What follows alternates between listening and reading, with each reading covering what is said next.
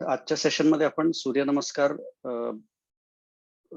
पूर्ण खोलात जाऊन समजून घेऊ, त्यामागची कारण, त्यामागची विधी आणि ती करतानाची काळजी, हे आपण सगळे या गोष्टी समजून घेऊयात. आणि जसं आपण मागच्या 2 सेशन आधी चर्चेत आणलं होतं की कुठलाही व्यायामाचा प्रकार हा तुमच्या मानसिक आरोग्यापर्यंत गेला पाहिजे. तर मानसिक आरोग्यापर्यंत जाण्यासाठी जे जे काही व्यायाम आहेत त्यामध्ये कुठलाही स्पोर्ट्स, खेळ आणि योग साधना हे सगळ्यात वरती आहेत. आणि त्यातून तुमच्या मानसिक आरोग्याला फायदा का होतो हे आपण विस्तृतरित्या समजून घेऊयात. तर जसं आपण मागच्या सेशनमध्ये चर्चेला आणलं होतं की स्पोर्ट्स मधून का होतो मानसिक आरोग्याला फायदा, कारण तिथे तुम्ही सांघिक खेळ खेळतात किंवा तिथे व्यायाम हा दृष्टिकोन नसतो. तिथे तुम्हाला अंग मेहनत होते, परंतु आनंद मिळवणे हा दृष्टिकोन असतो. आणि कुठल्याही स्पोर्ट्समध्ये तुमच्या सगळ्या सांध्यांची हालचाल होते. असं नाही की जिम मध्ये जसं एकच डंबेल्स उचलला तर तुमच्या फोर आर्म्स किंवा बायसेप्स यांचीच मुवमेंट होणार, असं नाही. खेळांमध्ये सगळ्याच सांध्यांची सुसंगत जी मुवमेंट आहे, हालचाल ती होते. तर त्यामुळे जास्त फायदा हा स्पोर्ट्स मधून होतो आणि त्याही पलीकडे जास्त फायदा हा योग साधनेतून होतो. आता योग साधनेतून कसा होतो ते आपण समजून घेऊया. तर सगळ्यात महत्वाचं काय, की जसं मागे पण मी विचारलं होतं की तुमचा वजन महत्वाचं आहे की मस्क्युलर बॉडी महत्वाची आहे की स्टॅमिना महत्वाचा आहे की तुमचा रिफ्लेक्सेस महत्वाचा आहे, कुठली गोष्ट सगळ्यात जास्त तुम्हाला फायदा करून देते? कोणाला काही सांगायचंय कुठला महत्वाचा भाग आहे? आरोग्याचं मापदंड सगळ्यात चांगलं कुठलं? तुमचं वजन का फ्लेक्सिबिलिटी का मस्क्युलर बॉडी का क्षमता का रिफ्लेक्सेस? रिफ्लेक्सेस म्हणजे प्रतिक्षिप्त क्रिया, जे आपण त्वरित रिॲक्ट करू शकू कुठल्याही गोष्टीला. तर यामध्ये कुठली गोष्ट तुम्हाला जास्त महत्वाची वाटते? उत्तर तुम्ही देऊ शकता अनम्यूट करून किंवा मेसेंजर मध्ये टाईप करून.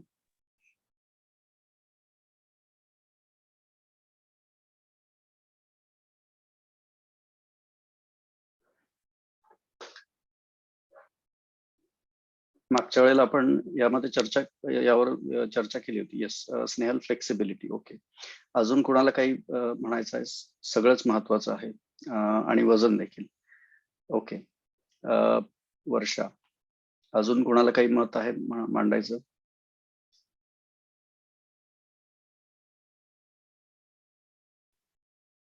हे सगळंच गरजेचं आहे, पण प्रायोरिटी वाईज मला वाटतं प्रत्येकाचं ते थोडं वेगळं असू शकेल. मला तसं वाटतं की वजन कमी झालं तर माझ्या फ्लेक्झिबिलिटी आणि स्टॅमिना आणि प्रतिक्षिप्त क्रिया सगळं ते ओके होईल असं मला एक प्रिझम्पशन आहे. मे बी ते चूक असू शकतं, पण जे आपल्या डोक्यात आहे ते असतं.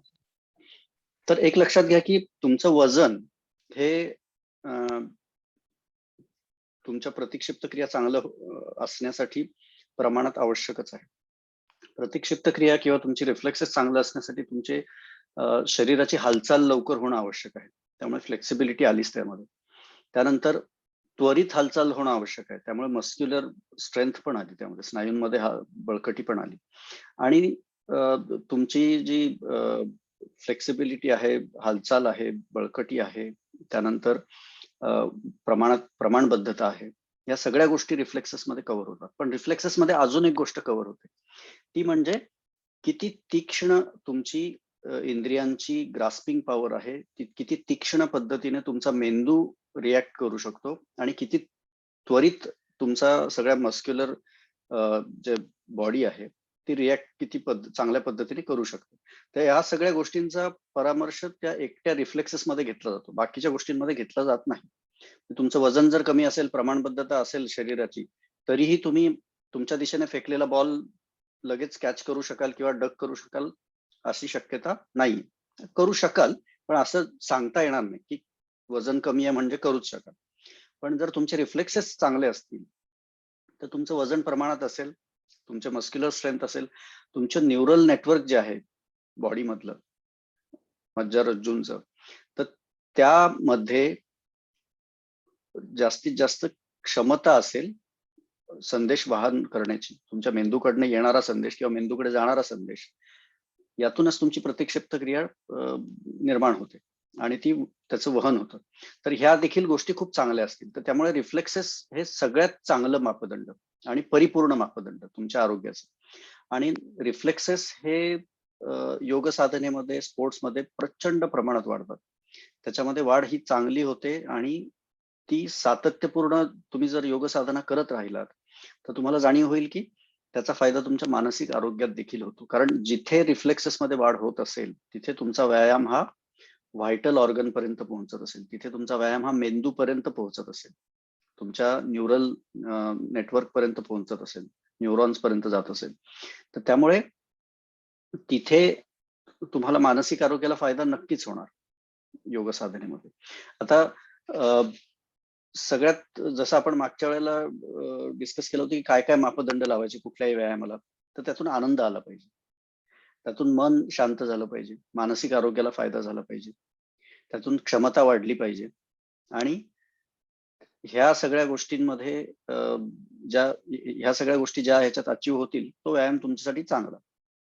त्यामुळे मी प्रत्येक सेशन मध्ये लोकांना जेव्हा 1 to 1 सेशन करतो तेव्हा त्यांना नेहमी सांगतो की जिम वगैरे अटेंड करणं महत्वाचं नाही, त्यातून तुम्हाला मानसिक आरोग्याला तेवढा फायदा होत नाही. त्यापेक्षा तुम्ही सूर्यनमस्कारावर जास्त भर द्या, त्यापेक्षा कुठल्या स्पोर्ट्सवर भर द्या, कुठला तरी स्पोर्ट्स सुरू करा खेळणं, त्यातून तुमच्या वजनाला प्रचंड फायदा होईल आणि ते सातत्यपूर्ण होईलही. कारण खेळ खेळताना कुठलाही आनंद तुम्हाला येतो आणि त्यासाठी दुसऱ्या कोणाचं प्रेशर किंवा कमिटमेंट याची गरज पडत नाही, तुम्ही आपोआप आनंदासाठी ते करायला लागाल. तर आता योग साधनेमध्ये सूर्यनमस्कार आपण जेव्हा शिकू तेव्हा तुम्हाला आज आपली टीम लीडर मयुरा मालवणकर या त्याचे प्रात्यक्षिक दाखवतील आणि ते प्रात्यक्षिक बघून तुम्हाला ते तसेच करायचे आहेत. त्यामुळे तुमचे फ्लेक्सिबल क्लोदिंग आणि कम्फर्टेबल क्लोदिंग आणि योगा मॅट सोबत असणं आवश्यक आहे. आता यामध्ये सूर्यनमस्कार हा प्रकार आपण याच्यावर जास्त जोर का देतो, तर त्याची काही कारणं आहेत आणि ती कारणं मग तुम्हाला प्रत्येक योग साधनेमधल्या गोष्टींसाठी ऍप्लिकेबल होतील. ती तुम्हाला तिथे सगळे ते मापदंड लावता येतील. आता काय काय ही सूर्यनमस्काराची महत्वाची अंग आहेत किंवा काय काय काळजी घ्यायची ते करताना, हे आपण आधी समजून घेऊया. तर पहिला भाग हा आहे की कुठलाही व्यायाम करताना आपण जसं म्हणालो की वॉर्मअप करणं आवश्यक आहे आणि व्यायाम झाल्यावर कूलडाऊन होणं आवश्यक आहे. तर सूर्यनमस्कार करण्याच्या आधी देखील तुम्हाला वॉर्मअप करणं आवश्यक आहे आणि ते वॉर्मअपचे प्रकार देखील मयुरा तुम्हाला दाखवणार आहे. आणि तसे वॉर्मअपचे प्रकार सकाळी 5 मिनिटं केल्यानंतर 10-15 सूर्यनमस्कार तुमच्या स्टॅमिनानुसार कमीत कमी 15 पर्यंत यायला हवं, त्या पलीकडे जाऊ शकता तुम्ही, असे एवढे सूर्यनमस्कार करायचे. आणि हे सूर्यनमस्कार करताना काय काळजी घ्यायची हे तुम्हाला आपण आता सांगणार आहोत. तर यामध्ये सूर्यनमस्कार हा बेसिकली एक 12 आसनांचा मेळ आहे आणि चॅप्टर मध्ये पुस्तकामध्ये त्याबद्दल तुम्हाला माहिती देखील दिलेली आहे. तर 7 नंबरचा जो चॅप्टर आहे सूर्यनमस्कारावरचा, त्यामध्ये तुम्हाला सूर्यनमस्काराची आसनं आणि कुठल्या आसनामध्ये श्वास घ्यायचा आहे आणि कुठल्या आसनामध्ये श्वास सोडायचा आहे हे देखील व्यवस्थित दिलेलं आहे. ते तुम्ही तिथे वाचायचं आणि त्यानुसार सूर्यनमस्कार करायला सुरुवात करायची. आता आपण प्रात्यक्षिक देखील बघणार आहोत. आता यामध्ये एक महत्वाचा भाग जो आहे की नेहमी बोलताना मी योग साधना म्हणतो, केवळ योगासनं नाही म्हणत किंवा योगा नाही म्हणत. त्याचं कारण हे की ही एक साधना आहे. यामध्ये जे योग आपण जे म्हणतो त्याचं अंतिम ध्येय काय आहे, तुमच्या मते तुम्हाला काय वाटतं की त्याचं अंतिम ध्येय काय असेल, या योग साधनेचं अंतिम ध्येय काय असेल? कुणाला काही उत्तर द्यायचं आहे या प्रश्नावर? आपण सगळे योग साधना करतो, काही जण योगा म्हणतात, काही जण योगासनं म्हणतात, पण योग साधना ही आसनांच्या पलीकडे आहे, म्हणजे केवळ आसनापुरती सीमित नाहीये. तर योग साधनेचं अंतिम ध्येय काय आहे? Mental stability. Okay, Pranita mental stability म्हणतात. तुम्हाला अजून कोणाला काय उत्तर द्यायचंय?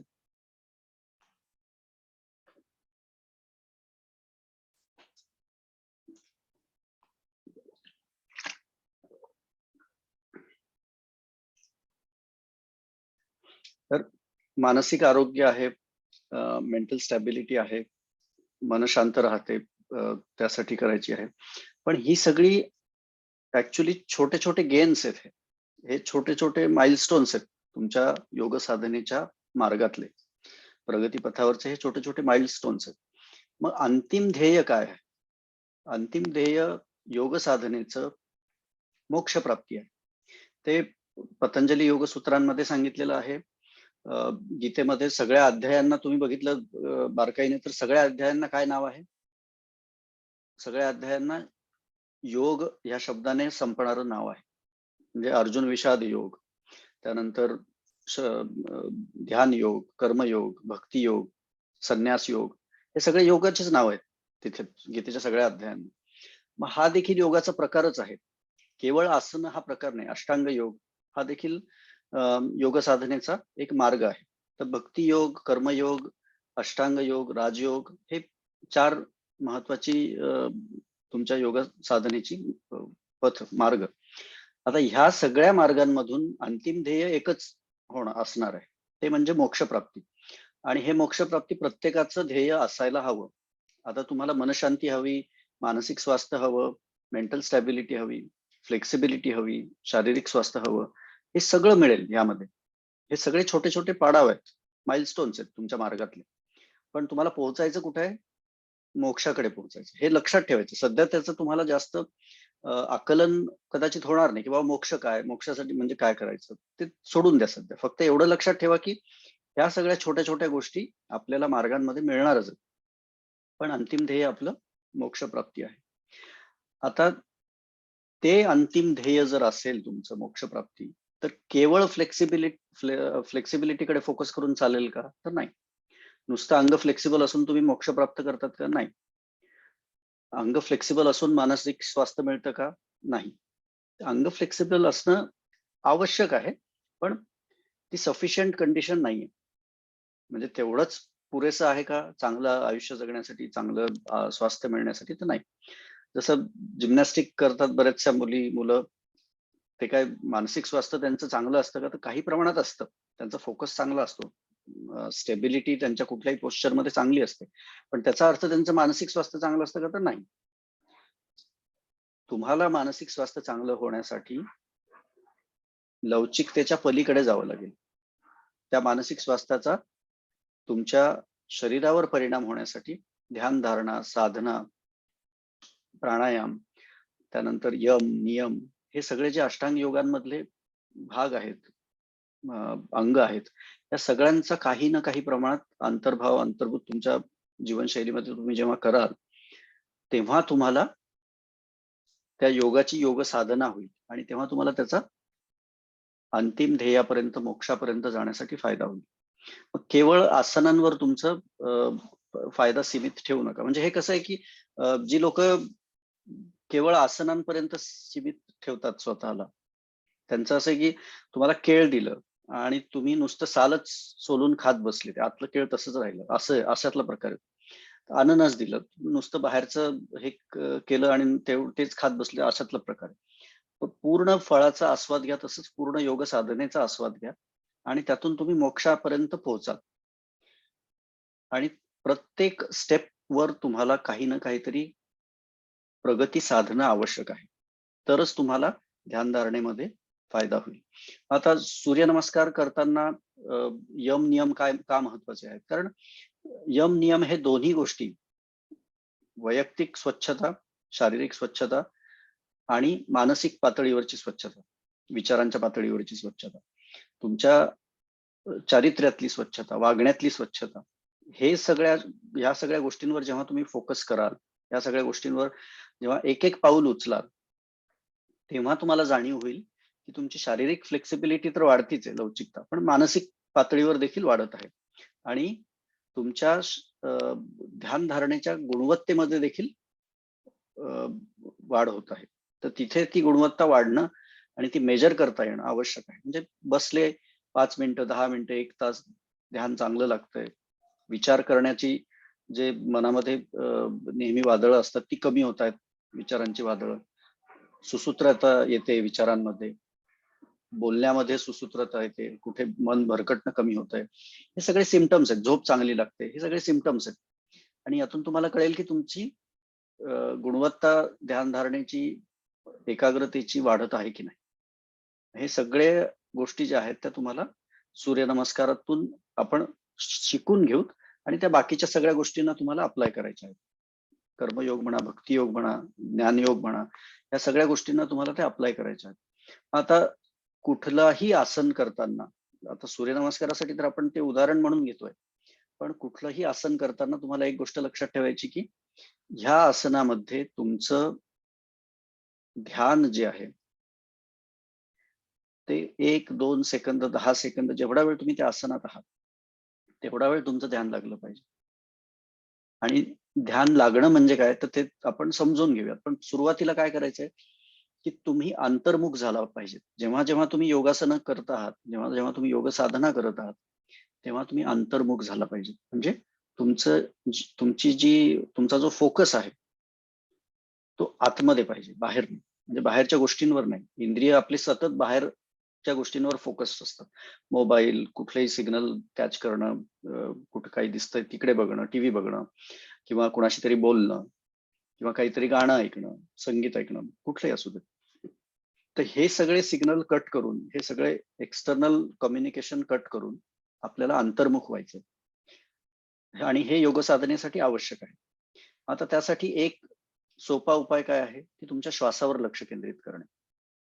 श्वासाची जी नॉर्मल गती आहे ती गती ठेवत खोलवर श्वास घेत श्वासावर लक्ष केंद्रित करायचं आणि अंतर्मुख व्हायचं. आता हे करत असल्यामुळे तुमचं काय होईल की जेव्हा तुम्ही श्वासावर लक्ष केंद्रित करत आहात तेव्हा सगळ्यात महत्वाची बाब कुठली आहे की श्वास हे वर्तमानात आहे, चालू घटना. त्यामुळे तुमचं मन आपोआप भूतकाळातल्या गोष्टींमध्ये जाणार नाही आणि भविष्याच्या चिंतेमध्येही जाणार नाही. ते वर्तमानात रुतलेलं राहील, वर्तमानात अडकलेलं राहील. आणि कुठल्याही ध्यान धारणेसाठी, साधनेसाठी मन भूतकाळातून, भविष्यकाळातून वर्तमानात येणं आवश्यक आहे. तर हा प्रकार तुम्हाला जास्त फायदा करून देईल. आणि ही गोष्ट नेहमी लक्षात ठेवायची. कुठल्याही योग साधनेतला प्रकार तुम्ही कराल, ध्यान कराल, प्राणायाम कराल किंवा योगासनं कराल, तेव्हा तुम्हाला श्वासावर लक्ष केंद्रित करता आलं पाहिजे आणि मन अंतर्मुख झालं पाहिजे तुमचं. तर ह्या दोन गोष्टी लक्षात ठेवायच्या कुठल्याही आसनामध्ये. तर आपण सूर्यनमस्कारामध्ये तर त्याचं प्रात्यक्षिक पाहणारच आहोत. पण हे कुठल्याही आसनांसाठी, कुठल्याही योग साधनेतल्या प्रकारासाठी तुम्हाला करता यायला हवं. आता योग साधना ही करताना, आता सूर्यनमस्कार करताना त्याची वेळ कुठली चांगली, असा बऱ्याच जणांचा प्रश्न असतो. तर सकाळची वेळ नक्कीच चांगली. सकाळी सूर्यनमस्कार केल्याने तुमच्या शरीराला फायदा होतोच आणि तुमचे व्हायटल ऑर्गन्स ऍक्टिव्हेट होतातच. पण सूर्यनमस्कार किंवा योग साधना करण्यासाठी कुठलीही वेळ चुकीची नाही. फक्त जेवणानंतर तुम्हाला जो काय 1-1.5 तास 2 तासाचा अवधी द्यायचा असतो तो द्यावा. कारण पोट भरलेलं असल्यानंतर आसनं करायला तेवढं सोपं जात नाही. पण तेवढा वेळ सोडला तर इतर कुठल्याही वेळेला तुम्हाला आसनं करायला मनाई नाहीये. ती कुठल्याही वेळेला तुम्ही करू शकतात.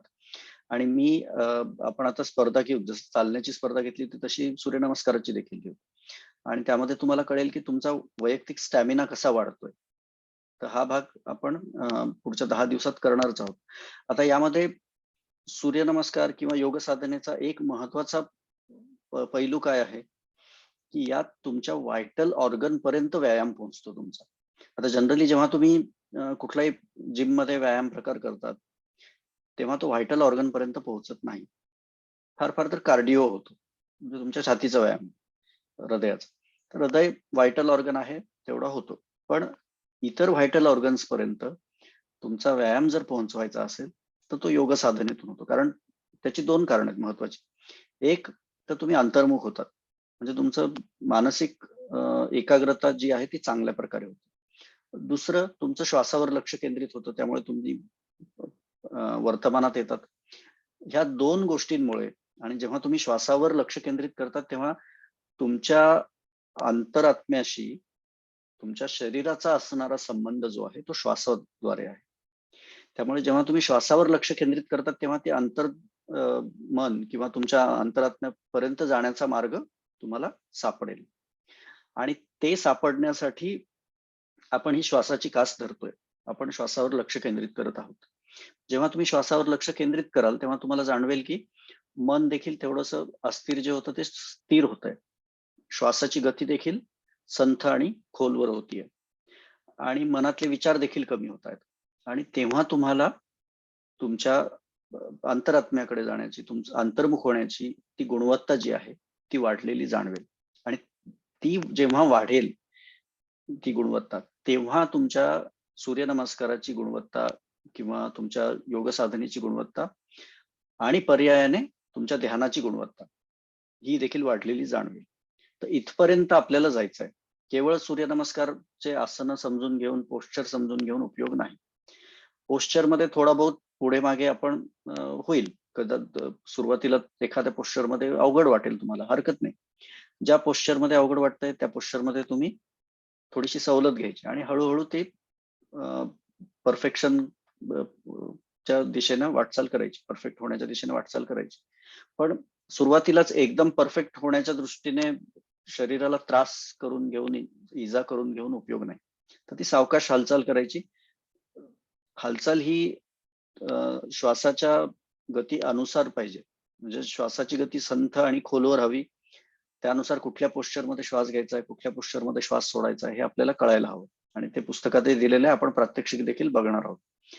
तर यामध्ये कोणाला काही शंका आहेत? आपण सुरुवातीला वॉर्मअप घेणार आहोत आणि नंतर मग सूर्यनमस्काराच्या बाबतीमध्ये आणि नंतर प्राणायाम शिकणार आहोत.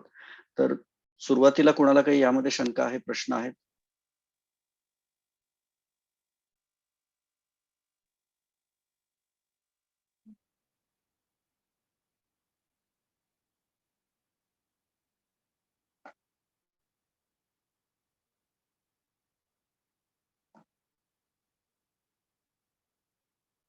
ओके.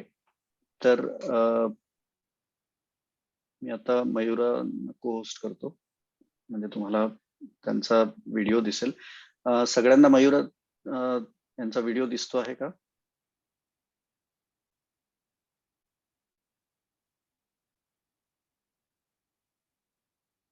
ओके, चालेल. तर आपण आता वॉर्मअप चे काही व्यायाम आहेत ते सुरू करूयात आणि तुम्ही ही प्रात्यक्षिक बघून स्वतः करायची आहेत. मी स्वतः बघेल, त्यामुळे तुमचा व्हिडिओ देखील चालू ठेवा म्हणजे मला दिसेल. आणि आपण ही प्रात्यक्षिक सुरू करूयात. सुरुवातीला आपण वॉर्मअप करणार आहोत. वॉर्मअप मध्ये एक गोष्ट लक्षात ठेवायची की प्रत्येक सांध्यांची हालचाल ही गोल सांध्यांची हालचाल आपल्याला करायची आहे, गोल हालचाल करायची आहे राऊंड मध्ये, जेणेकरून प्रत्येक सांधे हे मोकळे होतील. म्हणजे ते कमरेचे असू देत, तुमचा घोटा असू देत किंवा गुडघा असू देत, खांदा असू देत, ढोपर असू देत, हे सगळे मान, ह्या सगळ्या सांध्यांची हालचाल आपल्याला करायची आहे. आणि त्यातून त्यांना जे स्टिफनेस असतो तर तो थोडासा कमी होईल आणि मग आपण सूर्यनमस्काराच्या साठी सुरुवात करायची. तर आता आपण वॉर्मअप सध्या सुरू करूयात आणि मग सूर्यनमस्काराचा विधी सुरू करूयात. तर मयुरा, ओव्हर टू यू. मी बाकीच्यांकडे व्हिडिओमध्ये लक्ष देईल, जेणेकरून तुम्हाला काही सूचना असेल तर ते आम्ही करेल. सगळ्यांना मयुराचा आवाज येतो आहे का? नमस्कार, आवाज येतोय का मला माझा सगळ्यांना? येस, मला येतोय व्यवस्थित. सगळ्यांना सगळ्यात आधी आषाढी एकादशीच्या शुभेच्छा. आणि विठ्ठल रखुमाई आपल्याला सगळ्यांना निरामय आरोग्य प्रदान करावं अशी मी प्रार्थना करते. आणि आपल्या आजच्या योग साधनेच्या सेशनला आपण सुरुवात करूया. सगळ्यात आधी सरांनी सांगितलं त्याप्रमाणे आपल्याला काही फॉर्म ऑफ एक्सरसाइजेस करायचे. तर ह्याला आपण मराठीत पूरक हालचाली म्हणू शकतो. तर या पूरक हालचाली आपल्याला का करायच्या असतात? तर जेव्हा आपण सूर्यनमस्कार किंवा कुठल्याही योगासनांचा अभ्यास जेव्हा करतो, तेव्हा आपल्या शरीराचे जे वेगवेगळ्या प्रकारचे स्नायू आहेत, त्या स्नायूंवर एक विशिष्ट प्रकारचा ताण येतो आणि तो ताण सहन करायची आपल्या शरीराची तयारी व्हावी म्हणून आपल्याला हे आधी पूरक हालचाली करायच्या किंवा आपण त्याला फॉर्म ऑफ एक्सरसाइज असंही नाव देऊ शकतो. तर आधी सुरुवातीला मी तुम्हाला एकदा एक प्रकार करून दाखवेन आणि मग त्याच्याबरोबर तुम्ही दुसऱ्या आणि तिसऱ्या वेळेला तुम्ही माझ्याबरोबर त्या हालचाली रिपीट करा. सगळ्यांनी उभं राहायचंय आपल्या योगा मॅटवर आणि पायामध्ये साधारण 1 ते 1.5 फुटाचं अंतर घ्यायचंय. पूर्ण शरीर रिलॅक्स ठेवायचंय. आपण पहिला प्रकार करणार आहोत. आणि एक महत्त्वाची गोष्ट मला तुम्हाला सांगायची की जेव्हा आपण ह्या पूरक हालचाली करू तेव्हा कुठल्याही प्रकारची जोर जबरदस्ती करायची नाहीये. कुठल्याही जर्की मुवमेंट्स आपल्याला करायच्या नाहीयेत. स्मूथ मुवमेंट्स असल्या पाहिजेत. एखाद्या वेळेला तुम्हाला खाली पूर्णपणे वाकायला नाही जमलं तर आपण जबरदस्तीने वाकायचा प्रयत्न करायचा नाही. हळूहळू तुमचा जसा अभ्यास वाढेल तशी तुमची प्रगती होत जाईल आणि तुम्ही आदर्श स्थितीपर्यंत येऊ शकाल. सुरुवात करूया. पहिली पूरक हालचाल मी दाखवते आपल्याला फॉरवर्ड बेंड. आणि श्वासाचं पण मला तुम्हाला एक सांगायचंय. ज्यावेळेला आपण आपल्या शरीराची जमिनीच्या दिशेने मुवमेंट होते जेव्हा आपलं शरीर जमिनीच्या दिशेला झुकतं त्यावेळेला आपल्याला श्वास सोडायचा आहे आणि ज्या वेळेला आपलं शरीर जमिनीपासून वर येतं त्यावेळेला आपल्याला श्वास घ्यायचा आहे. तर या पूरक हालचालींमध्ये आपल्या श्वासावर पण आपल्याला नियंत्रण ठेवायचंय किंवा त्याच्याकडे आपल्याला लक्ष द्यायचंय. सुरुवात करूया. मी आकडे सांगेन तुम्ही आधी पहिल्यांदा बघा आणि मग नंतर माझ्याबरोबर रिपीट करा. 1 श्वास सोडत. 2 आता इथे माझे दोन्ही हाताचे तळवे जमिनीला पूर्णपणे टेकतायत. ज्यांचे कोणाचे सपोज टेकत नसेल तर त्यांनी जबरदस्ती करायची नाहीये. या स्थितीमध्ये गुडघे पायाचे सरळ राहिले पाहिजे. श्वास घेत 3 आणि 4.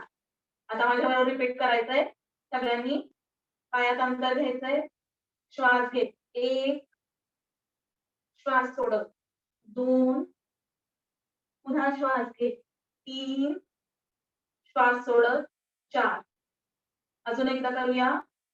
1 श्वास सोडत 2 श्वास घेत 3 श्वास सोडत 4. पुढची मुवमेंट करूया. Side twisting. श्वास घेत 1 दोन्ही हात जमिनीला समांतर खांद्याच्या रेषेत सरळ. 2 ला श्वास सोडत डावीकडे वळायचंय. जितकं जास्तीत जास्त डावीकडे वळता येईल तितकं वळायचंय. 2 नजर मागे. 3 उजवीकडे. 4 5 6. माझ्याबरोबर करूया. करा सगळ्यांनी. 1 सावकाश करायचंय. 2 कमरेला चांगला ट्विस्ट जाणवतो त्याच्याकडे लक्ष द्यायचंय. 3 4 5 6. पुन्हा एकदा करूया. 1 2 3 4 5 6. पुढची हालचाल दाखवते. 1 डावीकडे कमरेतून वाकायचंय. जेवढं शक्य होईल तेवढं दोन्ही गुडघे सरळ ठेवायचे. पायामध्ये थोडंसं अंतर जास्त घेतलं तर तुम्ही अजून चांगल्या प्रकारे वाकू शकता आणि तुमचा बॅलन्स पण मेंटेन होऊ शकतो. 2 3 उजवीकडे. 4 गुडघे सरळ ठेवायचे. 5 6. माझ्याबरोबर करायचंय सगळ्यांनी. 1 2 3 4 5 6. पुन्हा एकदा करूया. 1 2 3 4 5 6. आता जी पुढची जी मुवमेंट आहे ती आपल्या कमरेची आपल्याला पूर्ण गोलाकार मुवमेंट करायची आहे. आपण पिंगा घालणं हे आपल्या सगळ्यांना माहिती आहे. तर त्या प्रकारे पिंगा घालायचा आहे. पण अतिशय सावकाश पद्धतीने घालायचा आहे. पहिल्यांदा एकदा बघा मग नंतर माझ्याबरोबर रिपीट करायचंय. 1 पायातलं अंतर थोडंसं वाढवलं तरी चालेल. सावकाश. 2 खाली वाकायचंय पुढे. नंतर डाव्या बाजूने फिंगर घालायला सुरुवात करायची आहे. 3 4 5 6 उजवीकडून 7 8 9 10 11 12 माझ्याबरोबर करा सगळ्यांनी. 1 2 3 4 5 6 उजवीकडून 7 8 9 10 11 12 पुन्हा एकदा करूया. 1 2 डावीकडून सुरुवात. 3 4 5 6 उजवीकडून 7 8 9 10 11 12 ह्याच्यानंतर आपण नेक रोटेशन करूया. मानेच्या हालचाली करायच्या आहेत. मानेच्या हालचाली करताना त्या अतिशय सावकाश करायच्या आहेत. जर जोरात हालचाली झाल्या तर काही वेळेला चक्कर किंवा डोळ्यासमोर अंधारी यायची शक्यता असते. मानेच्या हालचाली करताना ब्रीदिंग नॉर्मल ठेवायचंय आणि शक्यतो डोळे बंद करून करायचे आहेत मानेच्या हालचाली. मी पहिल्यांदा दाखवते, मग तुम्ही करा माझ्या बरोबर. 1 2 3 4 5 डावीकडे 6 सरळ 7 उजवीकडे 8 सरळ 9 आणि 10. जेव्हा आपण मान डावी किंवा उजवीकडे वळवतो तेव्हा बरेचदा आपलं बॉडी पण टिल्ट होते. तर बॉडी आपल्याला टिल्ट करायची नाहीये, आपल्याला फक्त मान झुकवायची रिस्पेक्टिव्ह डाव्या किंवा उजव्या बाजूला. माझ्या बरोबर करायचंय. 1 सावकाश 2 3 4 मान जास्तीत जास्त मागे न्यायचा प्रयत्न करायचा आहे. घशाच्या त्या पुढच्या बाजूला गळ्याच्या जो ताण येतोय त्याला फील करायचा आहे. 5 6 डावीकडे मानेच्या उजव्या बाजूला जो ताण येतोय त्याच्याकडे लक्ष द्यायचं आहे. 7 8 9 10 पुन्हा एकदा करूया. 1 2 3 4 5 6 7 8 9 10 आता मग अशी जसं आपण कमरेचं रोटेशन केलं तसं आता आपण मानेचं रोटेशन करूया. डावीकडून मान सावकाशपणे गोलाकार फिरवायचे. डावं सर्कल कंप्लीट झालं की उजव्या बाजूने पुन्हा फिरवायचे. सर्कल अतिशय सावकाश करायचे. ब्रीदिंग नॉर्मल ठेवायचं. 1 2 3 4 5 6 6ला एक राऊंड कंप्लीट झालाय माझा. उजवीकडून सुरुवात करायची. 7 8 9 10 11 12 माझ्या बरोबर रिपीट करायचंय.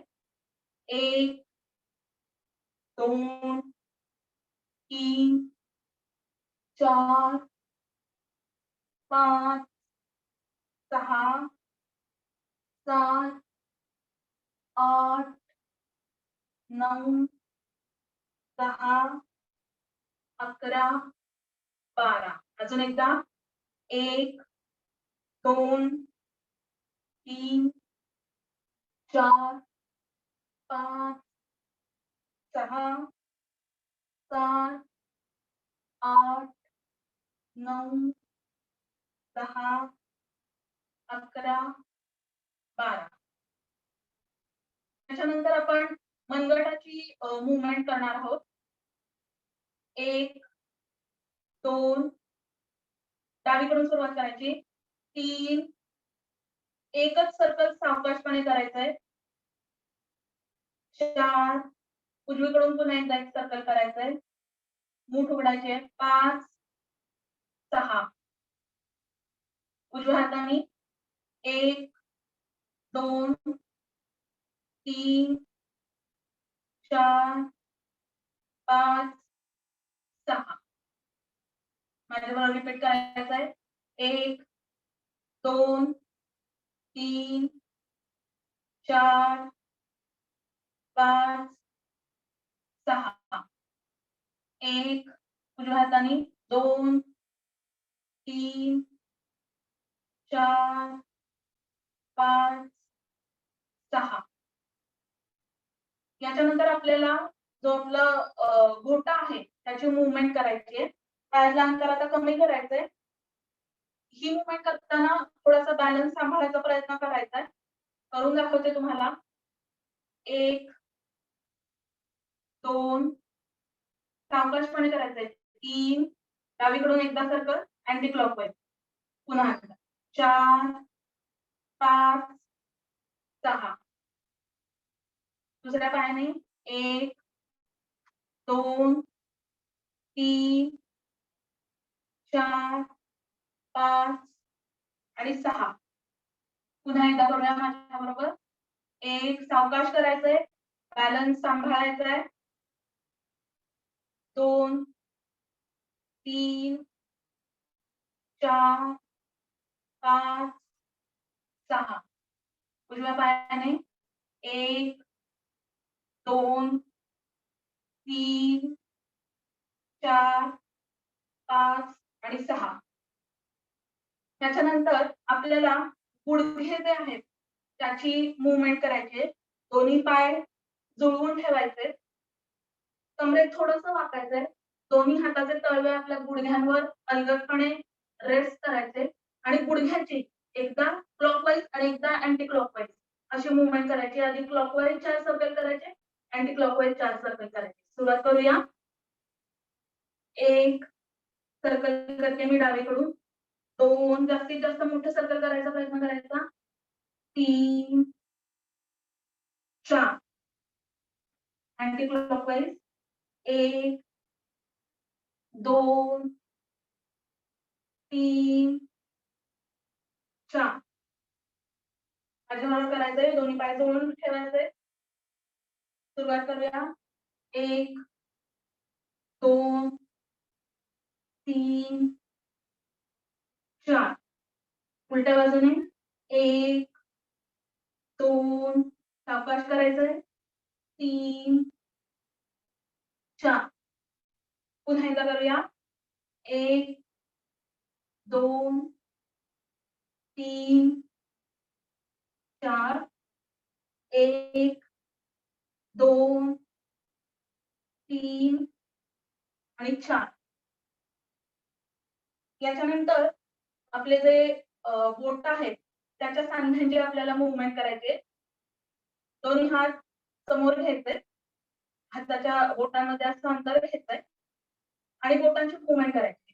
ह्याच्यामध्ये काही काउंटिंग नाहीये. दोन्ही हातांच्या बोटांची सायमल्टेनियसली मुवमेंट करायची. साधारण 5 वेळेला असं आपल्याला उघड बंद करायचंय. हे तुम्ही माझ्या बरोबरही करू शकता.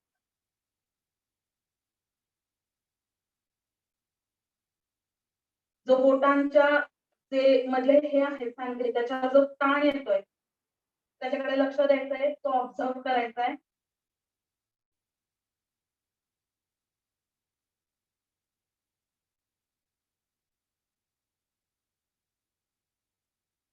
आणि शेवटची पूर्ण हालचाल आपल्याला करायची. ह्याच्यामध्ये आपण चवड्यांची मुवमेंट करायची. त्याच्यासाठी दोन्ही पाय आपल्याला जवळ आणायचे थोडेसे आणि चवड्यांवर उभं राहायचे. त्याच्यासाठी 1 आणि 2 एवढंच काउंटिंग आहे. मी कसं करते ते बघा. मग नंतर माझ्या बरोबर तुम्ही रिपीट करू शकता. 1 2 1 2 1 2 1 2 1 2 1 2 1 2 1 आणि 2. तर अशा आपल्या शरीरातल्या वेगवेगळ्या स्नायूंच्या आपण पूरक हालचाली केल्या. ह्याच्याने आपली बॉडी ही सूर्यनमस्कार किंवा जी वेगवेगळी योगासनं आहेत त्याच्यासाठी आपण तयार केली. तर आता सूर्यनमस्काराला करायची सुरुवात. येस. सूर्यनमस्कार सुरुवात करण्यापूर्वी एक काही महत्वाच्या गोष्टी आपण लक्षात घेऊ की हा जो वॉर्मअपचा प्रकार आहे हा सकाळी जेव्हा तुम्ही सूर्यनमस्कार कराल तेव्हा जास्त प्रमाणात करायचा, कारण तेव्हा तुमच्या बॉडीमध्ये स्टिफनेस जास्त असतो, सकाळी वात जास्त असतो आणि तो वात निघून जाण्यासाठी वॉर्मअप जेवढा जास्त कराल तेवढा चांगला. दिवसभरात मात्र जेव्हा तुम्ही सूर्यनमस्कार कराल किंवा इतर योग साधनेचे प्रकार कराल तेव्हा तुम्हाला एवढा वॉर्मअप करायची गरज भासणार नाही, कारण तुमचं शरीर तेव्हा जास्तीत जास्त हालचाली करून फ्लेक्सिबल किंवा वॉर्मअप झालेलं असेल.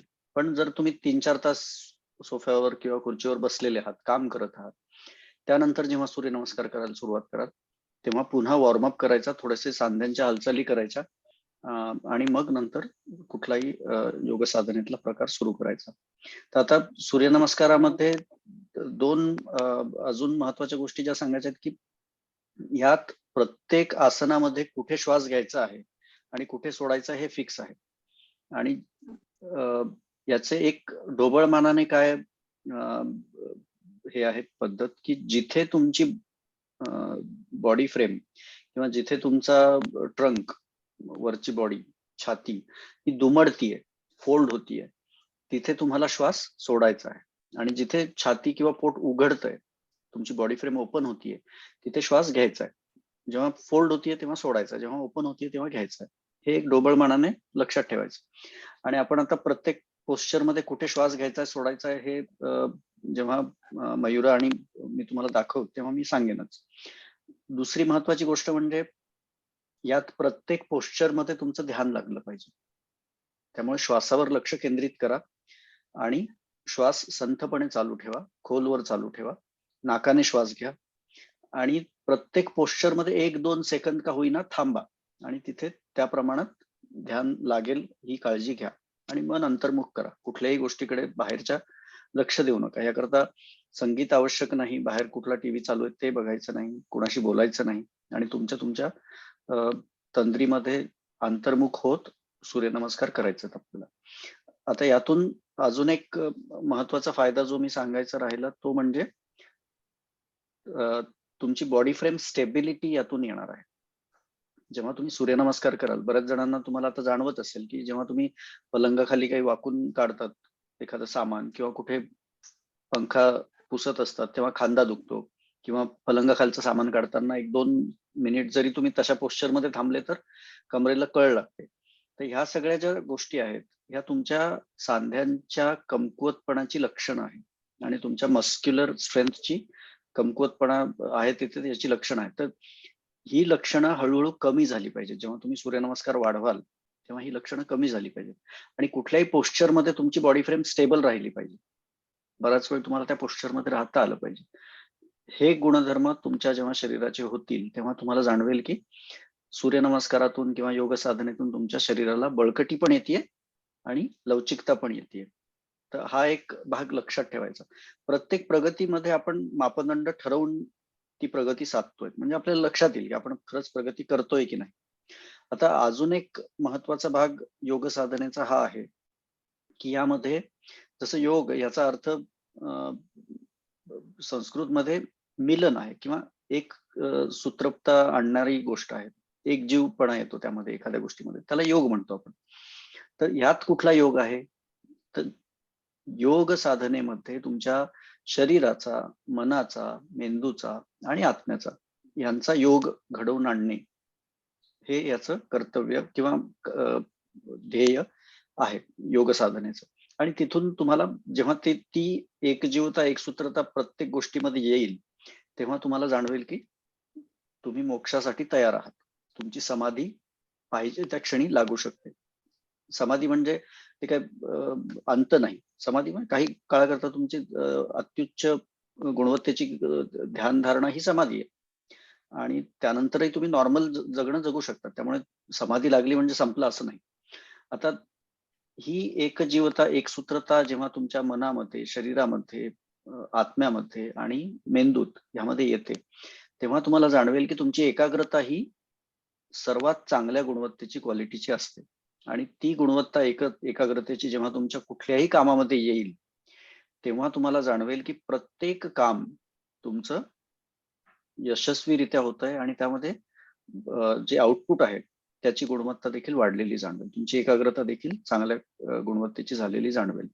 मग असं जेव्हा एकाग्रता चांगली होते, जेव्हा तुमचं प्रत्येक गोष्टीमध्ये मन तिथल्या तिथे स्थिर असतं, बुद्धी 100% त्यावर फोकस्ड असते, आणि प्रत्येक गोष्ट करताना तुम्ही अंतर्मुख होतात, तर त्यावेळेला तुमची ती ध्यानाची स्थिती असेल. आणि जसं मी बऱ्याच वेळेला सांगतो की ध्यान हे काही एका जागी बसून करण्याची गोष्ट नाही. ध्यान ही बॅकग्राऊंड टास्क आहे. Meditation is a background task. प्रत्येक गोष्ट करताना तुमचं ध्यान लागलं पाहिजे. मग तुम्ही अगदी कुठल्या बाईची डिलिव्हरी करतात काही डॉक्टर, गायनाकोलॉजिस्ट, तेव्हा देखील तुमचं ध्यान लागलं पाहिजे.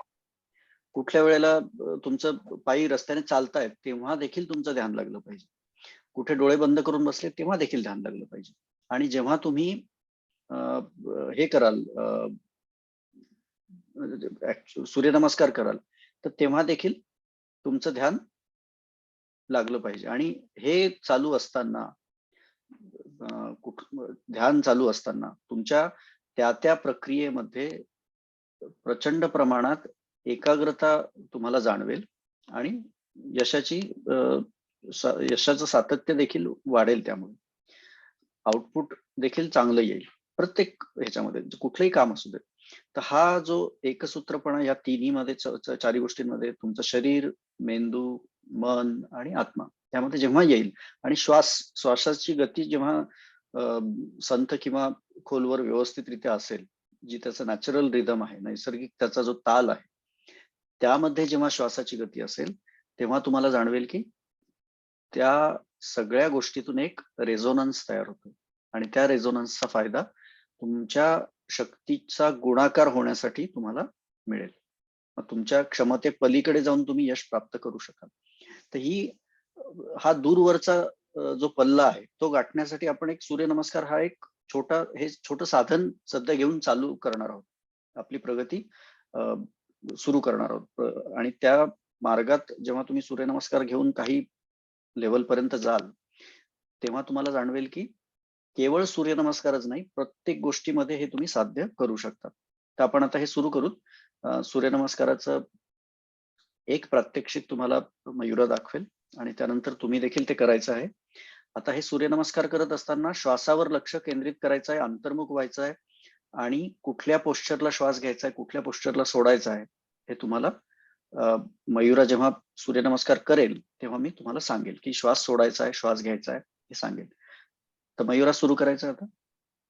हो. येस. मी पोश्चर्सचे, श्वासाचे हे सांगतो लोकेशन, आणि तुम्ही पोश्चर हे करून सुरू करा.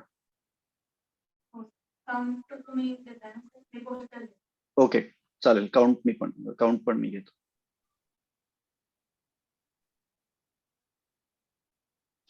तर आपण आता सूर्यनमस्कार सुरू करणार आहोत, आणि मयुरा तुम्हाला स्क्रीनवर दाखवतीये. याचा फोटो आपल्या पुस्तकामध्ये 7 नंबरच्या चॅप्टर मध्ये देखील आहे, आणि जवळपास सगळ्यांना मी व्हिडिओची एक लिंक देखील पाठवली आहे, तर त्यामध्ये देखील दाखवलेलं आहे सूर्यनमस्काराची विधी. तर सुरुवातीला जो पहिलं पोश्चर आहे तुमचं, त्यामध्ये तुमचा हाताची घडी, नमस्कार पोश्चर मध्ये तुमचे हात आहेत, आणि त्या पोश्चर मधून तुम्हाला तुमचा सूर्यनमस्कार सुरू करायचा आहे. तर यामध्ये हे पोश्चर तुमचं 1 नंबरचं पोश्चर आहे. ह्यामध्ये तुम्ही श्वास सोडलेला असणार आहे, आणि जेव्हा 2 नंबरचं पोश्चर तुम्ही घ्याल तेव्हा तुमची बॉडी फ्रेम ही ओपन होणार आहे, म्हणजे तुम्ही मागे झुकणार आहात आणि हात तुमचे उंच जाणार आहेत. तर तेव्हा तुम्ही श्वास घ्यायचा आहे. 2 श्वास घेतला. 3 जेव्हा तुम्ही खाली जाल तेव्हा तुम्ही शरीर फोल्ड करत आहात, त्यामुळे श्वास सोडायचा आहे. 4 एक पाय मागे घ्यायचा आहे, कुठलाही घ्या, उजव्यापासून सुरू केलात तर उजवा पाय पुढे घ्यायचा, नंतर डावा घेतला तर डाव्यापासून सुरू करायचं. 5. आता ह्या फ्रेम मध्ये तुम्ही तुमची श्वास रोखून धरायचा आहे. 6 जेव्हा खाली जाल तेव्हा श्वास सोडायचा आहे. 7 हे भुजंगासनात येत आहेत, बॉडी फ्रेम तुमची ओपन होतीये, श्वास आतमध्ये घ्यायचा आहे. 8 पूर्णपणे शरीर तुम्ही मागे लोटत आहात, इथे बॉडी फ्रेम क्लोज होतीये, त्यामुळे श्वास सोडायचा आहे. 9 एक पाय पुढे घ्यायचा आहे, इथे तुमची बॉडी फ्रेम ओपन होतीये पुन्हा, त्यामुळे श्वास घ्यायचा आहे. 10 आता बॉडी फ्रेम क्लोज होतीये, शरीर तुमचं कोलॅप्स होत आहे, तुमचं बॉडी वरची जी आहे, त्यामुळे श्वास सोडायचा आहे. 11 पुन्हा तुम्ही वरती जाणार आहात, मागे श्वास घ्यायचा आहे.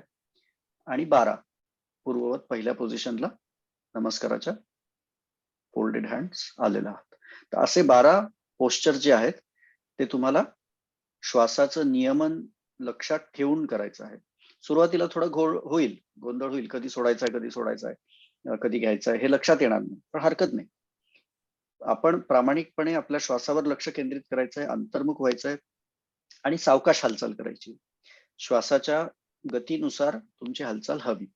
मग एखाद्या वेळेला एखाद्या पोस्चर मध्ये थांबून 2दा श्वास घ्यावा लागला किंवा सोडावा लागला, हरकत नाही. पण श्वास जेव्हा जेव्हा तुमची बॉडी फ्रेम ओपन होतीये तेव्हा घ्यायचा आहे, आणि जेव्हा जेव्हा बॉडी फ्रेम क्लोज होतीये तेव्हा सोडायचा आहे.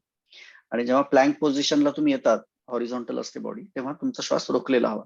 जेव्हा खाली जमिनीला टेकतात तुमचा चेहरा, तेव्हा श्वास सोडायचा आहे. तर ही गोष्ट लक्षात ठेवायची. काही थोडे अधिक बदलाच्या प्रमाणात हे सूर्यनमस्काराचे प्रकार सगळीकडे शिकवले जातात, आणि त्यात थोडा बहुत बदल हरकत नाही. परंतु जिथे तुमचा श्वास बॉडी फ्रेम क्लोज होते तिथे सोडायचा आहे, जिथे ओपन होते तिथे घ्यायचा आहे. आणि महत्वाचं काय आहे की त्या गतीनुसार तुमची सूर्यनमस्काराची गती हवी आणि अंतर्मुख होणं आवश्यक आहे.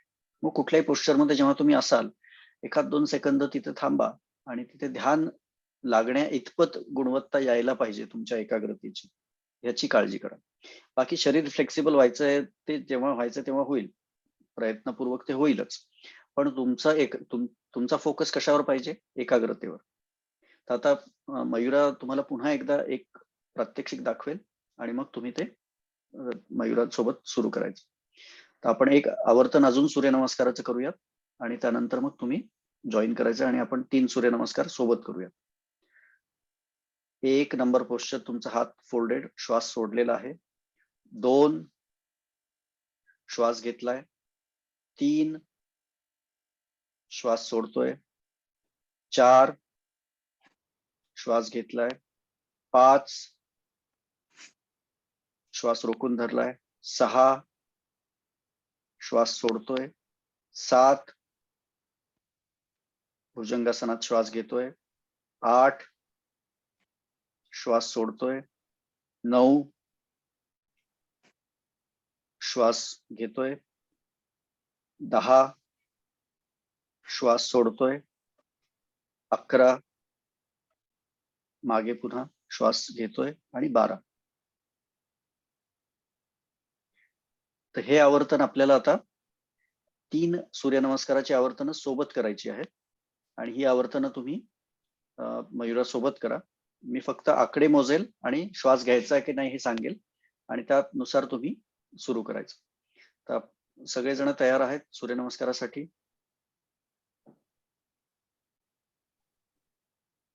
चला सुरू करूयात. 1 नंबरच्या पोस्चर मध्ये सगळ्यांनी तयार राहायचंय, श्वास सोडून. 2 श्वास घ्यायचा आहे खोलवर.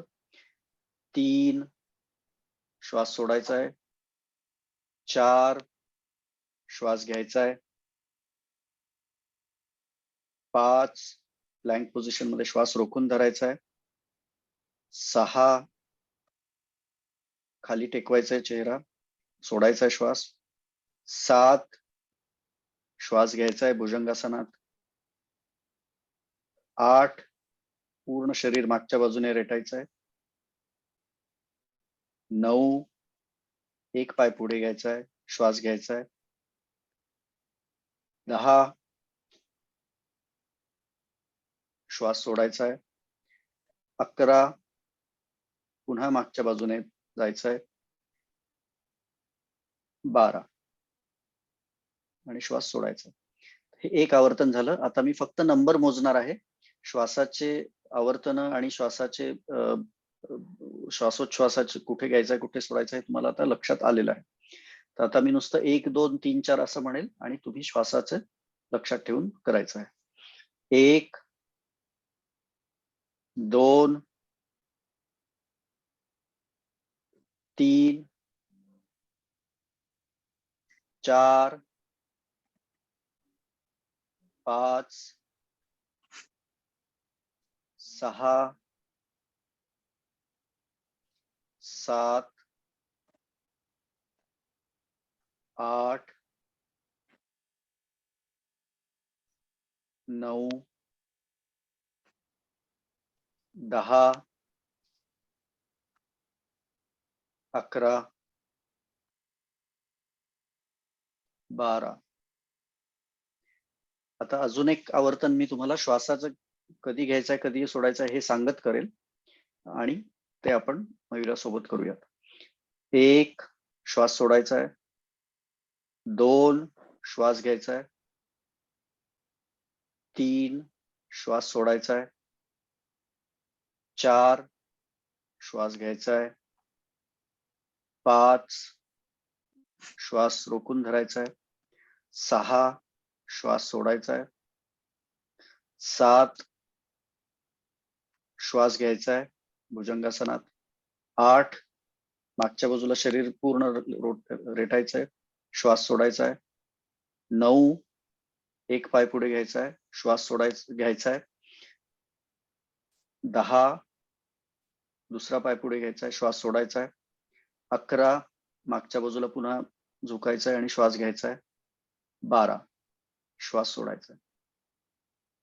आता एक आवर्तन हे तुम्ही तुमच्या गतीने करायचंय. मी त्यामध्ये काउंट देणार नाही.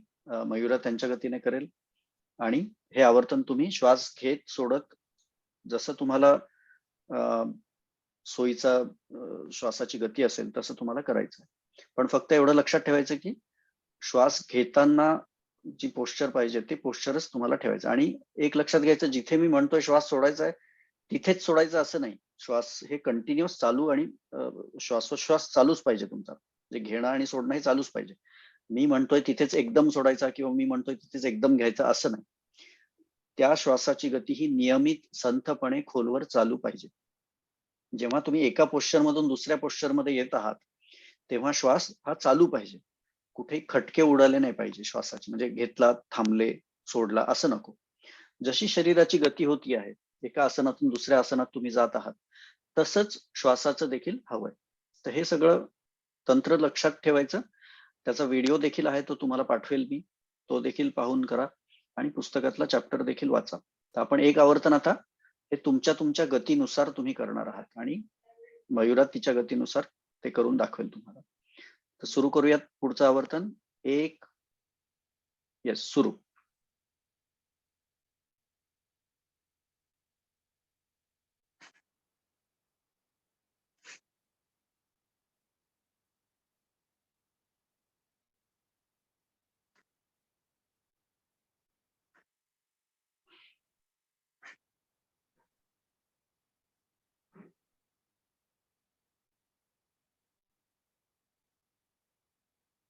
अजून एक सूर्यनमस्काराचं आवर्तन करूयात आपण.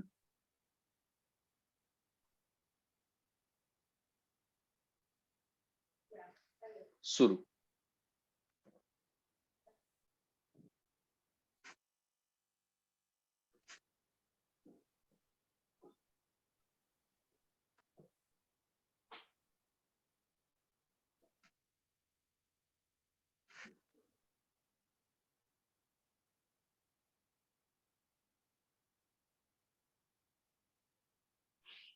येस. तर आता या सूर्यनमस्कारामध्ये कोणाला काही शंका असेल तर तुम्ही आता विचारा आणि यानंतरचा भाग आपण आता सुरू करूयात प्राणायामावर, जर तुमच्या कुठल्या शंका नसतील तर. सूर्यनमस्कारा बाबतीमध्ये तुम्हाला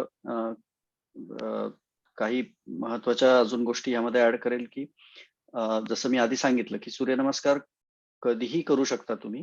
दिवसातला कुठलाही भाग, कुठलाही वेळ सूर्यनमस्कारासाठी अयोग्य आहे असं काही नाहीये.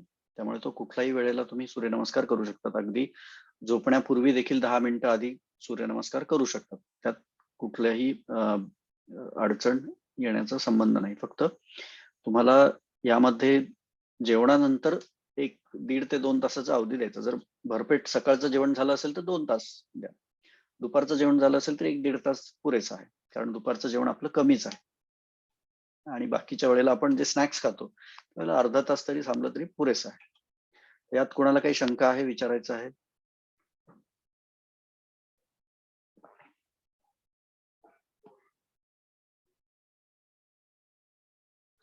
अनम्यूट करूनही तुम्ही विचारू शकता.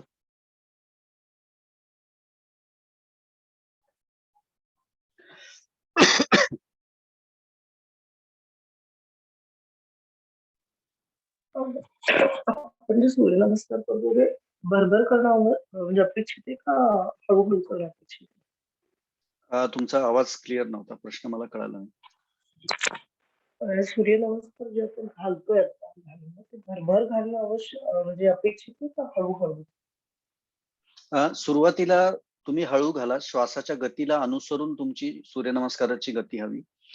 महत्व याला द्यायचं की श्वासाची गती नियमित होतीये आणि श्वासामध्ये कुठेही खटके उडत नाहीयेत. आणि जी तुमची श्वासाची गती आहे संथ खोल, त्या अनुसार तुमच्या सूर्यनमस्काराची गती ठेवा. एकदा तुम्ही 20-25 सूर्यनमस्काराच्या पलीकडे जायला लागले की तेव्हा तुमच्या सूर्यनमस्काराची गती थोडी वाढेल. ती श्वासाच्या पलीकडे जाईल आणि तेव्हा त्याचा व्यायाम होईल. आता हे जे आहे ही साधना आहे सध्या. 15-20 पर्यंत 25 पर्यंत जेव्हा तुम्ही करता एका वेळेला तेव्हा ती साधना असते. कारण त्यामध्ये श्वासाच्या गती अनुसार तुमच्या शरीराची हालचाल होते. पण त्या पलीकडे जेव्हा तुम्ही गेलात तेव्हा त्याचा व्यायाम होईल आणि तेव्हा ते बरोबर होईलच. कारण श्वासाची गती देखील वाढेल आणि तेही चुकीचं नाहीये. तिथे तो व्यायाम होतो आणि त्यातून होणारे फायदे देखील तसेच त्या प्रमाणात असतील. पण सध्या सुरुवातीला जे तुम्हाला करायचं आहे 15 ते 20-25 एका वेळेला जेव्हा तुम्ही सूर्यनमस्कार कराल तेव्हा त्याची गती ही तुमच्या श्वासगतीला अनुसरून हवी आणि ती प्रत्येकाची थोडी वेगळी पुढे मागे असेल. आता महत्वाचा भाग जो आहे सूर्यनमस्कारानंतरचा तो प्राणायाम आहे आणि प्राणायामामध्ये काही बेसिक प्रकार आपण आज करूयात. मयुरा तुम्हाला त्याची ओळख करून देईल आणि ते प्राणायामाचे प्रकार करूयात. तिच्या सोबत तुम्ही प्रात्यक्षिक देखील करायचं आहे. तुमची जी एक सूर्यनमस्कारामध्ये एकाग्रता जी कमावली आहे तुम्ही एक श्वासावर लक्ष केंद्रित करून, त्यानंतर ती एकाग्रता आणि मनाचं स्थैर्य अजून खोलवर जाण्यासाठी त्यानंतर प्राणायाम केला तर जास्त फायदा होतो. आणि सूर्यनमस्कार आणि प्राणायाम केल्यानंतर जी मनाची शांत स्थिती आहे तेव्हा जेव्हा तुम्ही ध्यान कराल किंवा कुठल्या गोष्टीवर एकाग्र व्हाल तर त्याचा फायदा अजून जास्त खोलवर तुम्हाला झालेला आढळेल. तर ही सिक्वेन्स केलेली चांगली. म्हणजे सूर्यनमस्कार, त्यानंतर प्राणायाम आणि त्यानंतर 1-2 मिनिटं 5 मिनिटं जेवढं जमेल तुम्हाला तेवढं ध्यान करायला हवं. आणि ध्यान करताना श्वासावर लक्ष केंद्रित करा, डोळे बंद करा. तुम्हाला योगनिद्रा करायची असेल तर योगनिद्रा देखील करू शकतात. 5 मिनिटं श्वासावर लक्ष केंद्रित करून कम्फर्टेबल पोझिशन मध्ये पाठीवर निद्रा आसनामध्ये पडायचं आणि श्वासावर लक्ष केंद्रित करायचं. योगनिद्रा आणि झोपेमध्ये फरक आहे. तिथे झोपत नाही आहोत आपण आपल्या श्वासावर लक्ष केंद्रित करत आहोत. त्यांना कम्फर्टेबली बसता येत असेल त्यांनी वज्रासनात किंवा पद्मासनात, सुखासनात प्राणायाम झाल्यानंतर 2 ते 5 मिनिटं बसायचं आणि ते ध्यान करायचं. तर हा भाग आपण प्राणायामाचा आता सुरू करूयात. तर हे सुरू करण्यापूर्वी एक गोष्ट सांगण्याची हे आहे की सूर्यनमस्कार आपण जे आता शिकलो आहोत हे सूर्यनमस्कार तुम्हाला व्हिडिओ देखील पाठवला आहे. तर हे सूर्यनमस्कार आता उद्यापासून आपण सोमवारपासून याची स्पर्धा ठेवू. जसं आपण चालण्याची ठेवली की त्यामध्ये तुम्ही 3, 5, 10 किलोमीटर तुमच्या क्षमते पलीकडे जाण्याचा प्रयत्न केला, तसं आता सूर्यनमस्कारामध्ये देखील तुम्ही करा आणि यामध्ये सातत्य ठेवून तुमच्या सूर्यनमस्काराचा आकडा कितपत वाढवता येईल हे पहा. म्हणजे आता सध्या जर तुम्ही 10-15 सूर्यनमस्कार करत असाल तर सुरुवातीला सकाळी 10-15 करायचे, मग दर 2 तासाला 5-5, 7-7 सूर्यनमस्कार करायचे. बरेच जण त्यांच्या हॉस्पिटलमध्ये, क्लिनिकमध्ये किंवा ऑफिसमध्ये योगा मॅट टाकून ठेवतात. जर पर्सनल ऑफिस असेल तर तिथे योगा मॅट टाकून ठेवायचे आणि तिथे दर 2 तासाला तुम्ही 5-10 सूर्यनमस्कार करायचे. यातून फायदा हा होईल की तुमची शरीराची जी हालचाल आहे ती दिवसभर होत राहील आणि तसा व्यायाम होणं जास्त चांगलं, रादर दॅन अर्धा तास जिम मध्ये जाऊन मेहनत केली आणि दिवसभर खुर्चीवर बसलात तर ते त्यातून फायदा तेवढा होत नाही. पण जेव्हा तुम्ही दिवसभर थोड्या थोड्या प्रमाणात हालचाल करतात तेव्हा ती फ्लेक्सिबिलिटी पण मिळते आणि तुमचा मेटाबॉलिझम देखील वाढतो. तर हा भाग आपण जाणीवपूर्वक करण्याचा प्रयत्न करायचा. आता जी स्पर्धा आहे त्याचे नियम आणि माहिती ती मी ग्रुपवर टाकेलच, पण दर 2 तासांनी सूर्यनमस्कार करायचा प्रयत्न करायचा. जिथे शक्य असेल तिथे करायचाच आणि ती फ्लेक्सिबल क्लोदिंग तशी ठेवायची शरीरावर. 5 सूर्यनमस्कार करायला फार वेळ लागत नाही, 5 मिनिटं लागतात आणि त्यातून तुम्हाला जाणीव होईल की तुमच्या पोटाभोवतीची चरबी, कमरेभोवतीचे वजन हे लवकर कमी कमी होत आहे. त्यानंतर सांध्यांमध्ये जी स्टिफनेस असतो तो देखील कमी होईल हे जाणवेल तुम्हाला. तर आता हे सूर्यनमस्काराचं जे सत्र आहे दिवसभर करण्याचं ते उद्यापासून सुरू करायचं आणि झोपण्यापर्यंत तुम्ही करू शकता सूर्यनमस्कार, त्यात काहीही गैर नाही. आणि महत्वाचे 2 जे मापदंड सांगितलेत, श्वासावर लक्ष केंद्रित करायचं आणि मन अंतर्मुख झालं पाहिजे. ह्या 2 गोष्टी लक्षात ठेवायच्या. बऱ्याच जणांना एकाग्रतेचा अभाव जाणवतो, बऱ्याच जणांना स्ट्रेस लेवल असतो, त्यानंतर बऱ्याच जणांचं ब्लड प्रेशरचा गोळ्या आहेत काही काही जणांच्या. तर त्या सगळ्यांना यातून फायदा जाणवेल की जेव्हा जेव्हा दर 2 तासाला जेव्हा तुम्ही 5 मिनिटं सूर्यनमस्कार करतात आणि तुमच्या श्वासावर लक्ष केंद्रित करतात, अंतर्मुख होतात, तेव्हा तुमचा आपोआप रक्तदाब कमी होतो. आपोआप तुमचा रक्तदाब हा नॉर्मल ह्याच्यामध्ये येतो, फेजमध्ये. स्ट्रेस लेवल कमी होते आणि बऱ्याच जणांनी हे अनुभवलंय की त्यांचं अँझायटी कमी झालेली आहे किंवा ब्लड प्रेशरच्या गोळ्या बंद झालेल्या आहेत जेव्हा त्यांनी सूर्यनमस्काराचा हा प्रकार दिवसभर करून पाहिला. आणि हा अनुभव तुम्ही घेऊन पहा. बऱ्याच जणांनी चालण्याच्या स्पर्धेमध्ये म्हणावं तेवढी प्रगती केली नाही. 10-15 किलोमीटर पर्यंत चालणं अपेक्षित होतं, पण तेवढे तुम्ही चालले नाहीत. तर आता सूर्यनमस्कारामध्ये तुम्ही दिवसभरामध्ये जेव्हा सूर्यनमस्कार कराल, सकाळी 15 आणि नंतर 5-5, तेव्हा 50 सूर्यनमस्कार, 100 सूर्यनमस्कारापर्यंत तुम्ही दिवसभरात सहज जाल. आणि ती प्रगती जेव्हा तुम्ही साधाल तेव्हा तुम्हाला शरीरामध्ये जो अपेक्षित बदल आहे, वजनाचा आहे, क्षमतेचा आहे, लवचिकतेचा आहे, तो तुम्हाला त्वरित दिसेल. आणि हे उद्यापासून सुरू करायचं आपल्याला, हे लक्षात ठेवायचं. त्याचे डिटेल मी ग्रुपवर पाठवेलच, पण आता हे सूर्यनमस्कार शिकला आहात तर त्याचे व्हिडिओ जो पाठवलेले मी तुम्हाला 1 to 1 कॉलमध्ये, ते देखील पहा आणि पुस्तकातला तो चॅप्टर जो आहे 7 नंबरचा तो देखील वाचा. आता सूर्यनमस्कारानंतरचा जो विधी आहे प्राणायामाचा, तर तो मयुरा तुम्हाला पुन्हा दाखवेल आता आणि त्यानुसार आपण त्याचं प्रात्यक्षिक बघत स्वतः ते करून पाहायचं आहे. आणि त्याची आवर्तनं, काही आवर्तनं केल्यानंतर आपण 2 मिनिटं ध्यान करूयात श्वासावर आणि मग हे सेशन संपवूयात.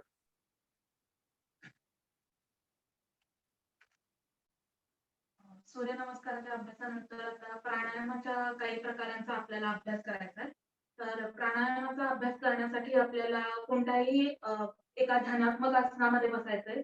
तुम्ही पद्मासन, वज्रासन, सुखासन किंवा स्वस्तिकासन घेऊ शकता. सगळ्यांनी आधी ध्यानात्मक आसन घ्यायचंय. ज्या पोझिशन मध्ये तुम्ही जास्त काळासाठी कम्फर्टेबली बसू शकता अशी पोझिशन घ्यायची आणि दोन्ही हातांची ध्यान मुद्रा करायची. आपला जो अंगठा आणि त्याच्या शेजारचं बोट हे एकमेकांवर हलकंच टच करायचंय आणि आपली दोन्ही मनगट आहेत ती गुडघ्यांवर रेस्ट करायचे. पाठीचा कणा ताठ ठेवायचा आहे, मान सरळ ठेवायचे, डोळे अलगद बंद करायचे. सुरुवात आपण ओंकार म्हणून करणार आहोत. डोळे अलगद बंद करायचे, मन शांत, पूर्ण लक्ष श्वासाच्या गतीवर केंद्रित करायचंय. सुरुवात करूया. माझ्या बरोबरच सगळ्यांनी ओंकाराचं म्हणायचं आहे. सुरू करतोय. दीर्घ श्वास घ्यायचा.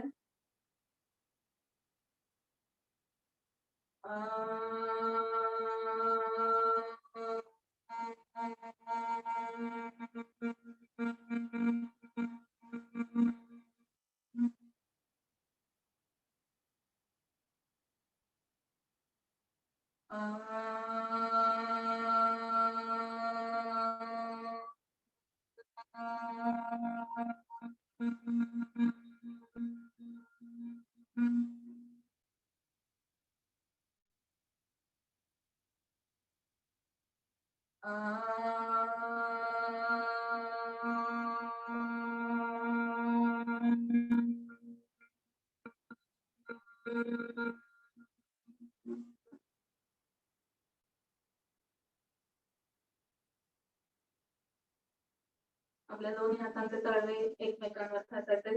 हात पूर्ण चेहऱ्यावरून कानावरून फिरवून खाली आणायचे आणि सावकाश डोळे उघडायचे. प्राणायामाचा अभ्यास सुरुवात करायच्या आधी आपण थोडीशी पूर्वतयारी म्हणून दीर्घ श्वसनाचा अभ्यास करणार आहोत. तर दीर्घ श्वसन कसं करायचं ते मी सांगते. त्याच्या आधी काही मायनर सूचना मला द्यायच्या आहेत, की जेव्हा आपण प्राणायाम किंवा श्वासाचा अभ्यास करतो, तेव्हा शरीराच्या ज्या अनवॉन्टेड मुवमेंट्स आहेत त्या आपल्याला अव्हॉइड करायच्या आहेत. म्हणजे बरेचदा असं होतं, की जेव्हा आपण आता फॉर एक्झाम्पल आपण दीर्घ श्वसन करणार आहोत, तर खूप लोकांचा असा गैरसमज असतो, की दीर्घ श्वसन करायचं म्हणजे असे पूर्ण त्यांच्या खांद्याची किंवा मानेची जी अनावश्यक हालचाल आहे ती बरेचदा नकळतपणे होऊन जाते. तर ती आपल्याला करायची नाही आहे शक्यतो.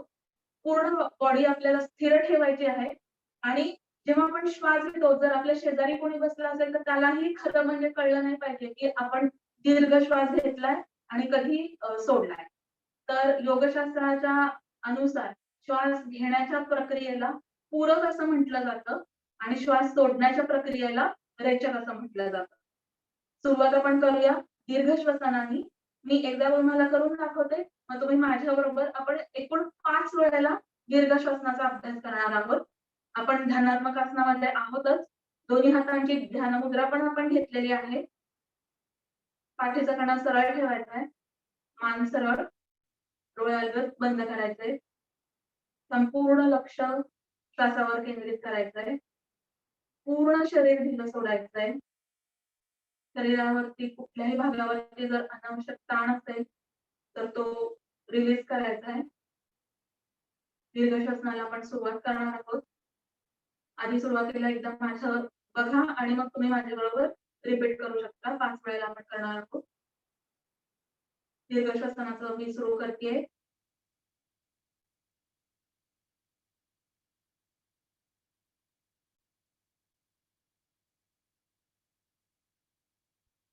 जितका जास्तीत जास्त खोलवर श्वास आपल्याला घेता येईल तेवढा आपण घेण्याचा प्रयत्न करायचा आहे आणि श्वास सोडताना एक काळजी घ्यायची, की तो एकदम सोडून एका दमात सोडायचा नाहीये. तर तो जसा आपण सावकाश सावकाश श्वास घेतलाय तसाच, पण ह्याचा अर्थ असा नाही की तो आपण ब्रेक करत सोडायचा आहे. एक सलग पण सावकाश गतीने श्वास सोडायचा आहे. माझ्याबरोबर सगळ्यांनी करायचंय. डोळे बंद. सुरुवात करूया दीर्घ श्वसनाला. 5 वेळेला आपल्याला करायचंय.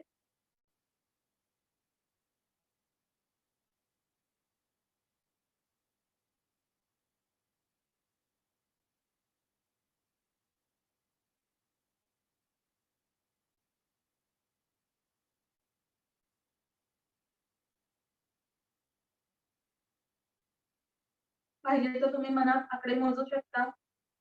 4 अंकांमध्ये जर तुम्ही श्वास घेत असाल, तर तो 4 अंकांमध्ये सुरुवातीला सोडायचा प्रयत्न करायचा आहे. हळू-हळू आपण 4च्या ऐवजी 6, 8 असं श्वास सोडायच्या प्रक्रियेचा आपण कालावधी वाढवू शकतो. सुरुवातीला 4 आणि 4 असे आकडे तुम्ही मनात मोजू शकता.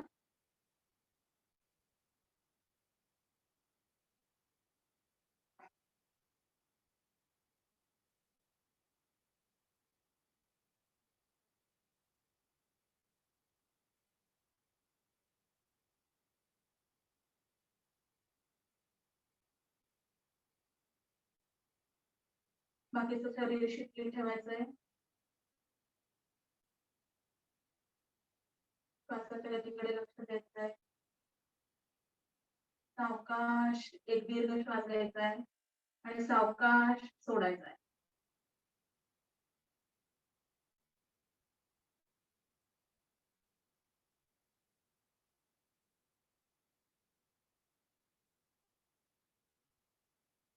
दोन्ही हातांचे तळवे पुन्हा एकमेकांवर घालायचे. सावकाश हात चेहऱ्यावरून, डोळ्यावरून, कानावरून फिरवून खाली आणायचे आणि अलगद डोळे उघडायचे. याच्यानंतर प्राणायामाचा आपण पहिला प्रकार बघणार आहोत. दीर्घश्वासाची पूर्व तयारी झाली. आता पहिला प्रकार आपण बघणार आहोत. त्याचं नाव आहे सूर्यभेदन प्राणायाम. तर सूर्यभेदन या शब्दाचा मी अर्थ तुम्हाला आधी सांगते. हा संस्कृत शब्द आहे. भेदन हा शब्द ऍक्च्युली संस्कृत मधल्या भिद या धातूपासून निर्माण झालेला आहे आणि त्याचा अर्थ असा होतो की विकसित करणे किंवा सोप्या भाषेत सांगायचं तर शुद्ध करणे. आता आपल्याला सगळ्यांना माहितीये की आपलं जे मेडिकल सायन्स आहे त्याच्यानुसार आपल्याला माहिती की आपल्या शरीरामध्ये रक्त वाहून नेण्यासाठी रक्तवाहिन्या आहेत. तर तसंच योगशास्त्राच्या अनुसार आपल्या शरीरामध्ये प्राणशक्तीचं वाहन करण्यासाठी 3 नाड्या आहेत असं समजलं जातं. तर त्या नाड्या कोणत्या? तर एक सूर्य नाडी आहे, दुसरी चंद्र नाडी आहे आणि तिसरी सुषुम्ना नावाची नाडी आहे. तर असा एक समज आहे की आपली उजव्या नाकपुडीतून सूर्य नाडी ही आपल्या शरीरामध्ये प्रवेश करते आणि डाव्या नाकपुडीतून चंद्र नाडी प्रवेश करते आणि ह्या दोन्ही नाड्यांच्या मध्ये सुषुम्ना नावाची नाडी आहे, तिला मध्य नाडी असं पण म्हटलं जातं. तर माझा सूर्यभेदन म्हणजे नक्की काय? तर थोडक्यात जी आपली सूर्य नाडी आहे, जी उजव्या नाकपुडीतून आपल्या शरीरात प्रवेश करते, तिचं आपण भेदन करायचं, म्हणजे तिला विकसित करायचं, म्हणजे तिला शुद्ध करायचं. म्हणजे थोडक्यात प्राणायामाचा हा जो अभ्यास आहे त्यानुसार आपण त्या नाडीचं शुद्धीकरण करण्याचा प्रयत्न करणार आहोत. म्हणजे जास्तीत जास्त चांगल्या प्रकारे प्राणशक्तीचं वहन आपल्या शरीरामध्ये होईल. तर सूर्यभेदन प्राणायाम कसा करायचा? त्याच्यासाठी आपल्याला पहिल्यांदा उजव्या हाताची आपल्याला एक विशिष्ट प्रकारची मुद्रा करायला लागते. त्याला प्रणव मुद्रा असं म्हणतात. ती मुद्रा कशी करायची ते आपण बघूया. उजव्या हाताची अंगठ्याच्या शेजारची दोन्ही बोटं आपल्याला मिटायची, म्हणजे तर्जनी आणि मध्यमा ही मिटायची आहेत आणि करंगळी आणि अनामिका ही सरळ ठेवायचं आहे. आणि ही जी मिटलेली 2 बोटं आहेत ती सावकाशपणे आपल्या ओठांवर रेस्ट करायची.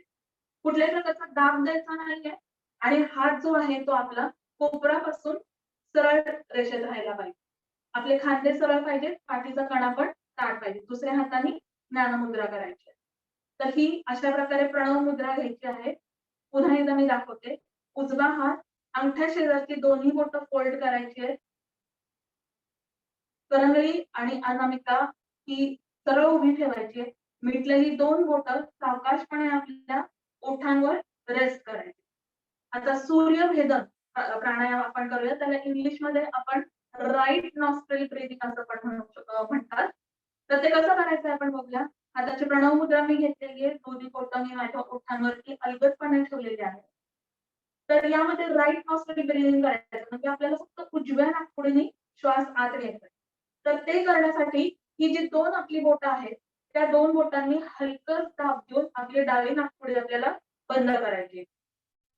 डावी नाकपुडी बंद करायची आणि उजव्या नाकपुडीने शक्य असेल तेवढा दीर्घ श्वास घ्यायचा. जेव्हा आपण प्राणायामाचा कोणताही प्रकार करतो तेव्हा आपल्याला डोळे बंद ठेवायचे आहेत, पूर्ण शरीर शिथिल ठेवायचं आणि आपलं पूर्ण लक्ष हे श्वासांवर केंद्रित करायचं.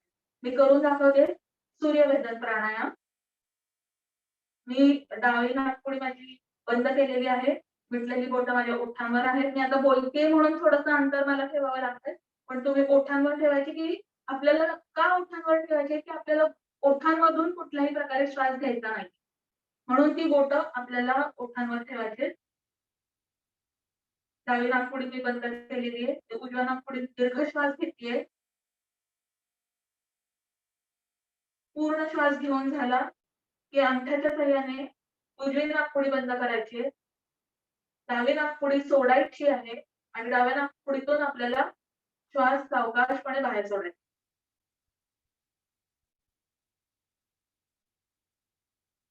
पुन्हा डावी नाकपुडी बंद करायची आहे उजवीने श्वास घ्यायचा आहे. लगेच उजवी नाकपुडी बंद, डावीने सावकाश श्वास सोडायचा.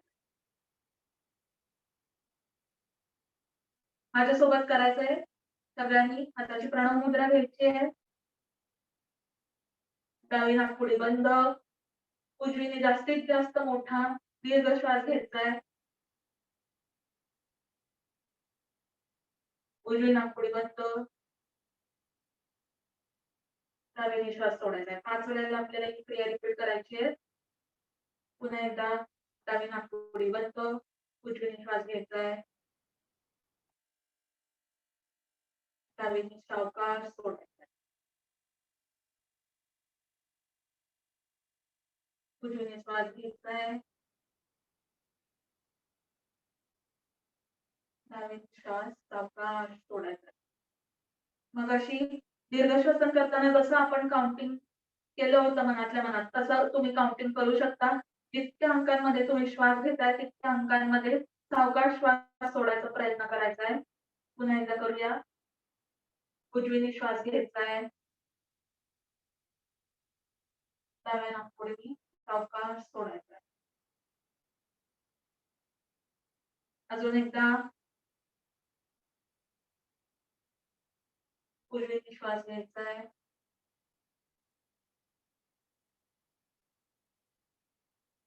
डावीने श्वास सोडायचा आहे. शेवटच्या वेळेला एकदा करूया. उजव्या नाकपुडीने श्वास घ्यायचा आहे.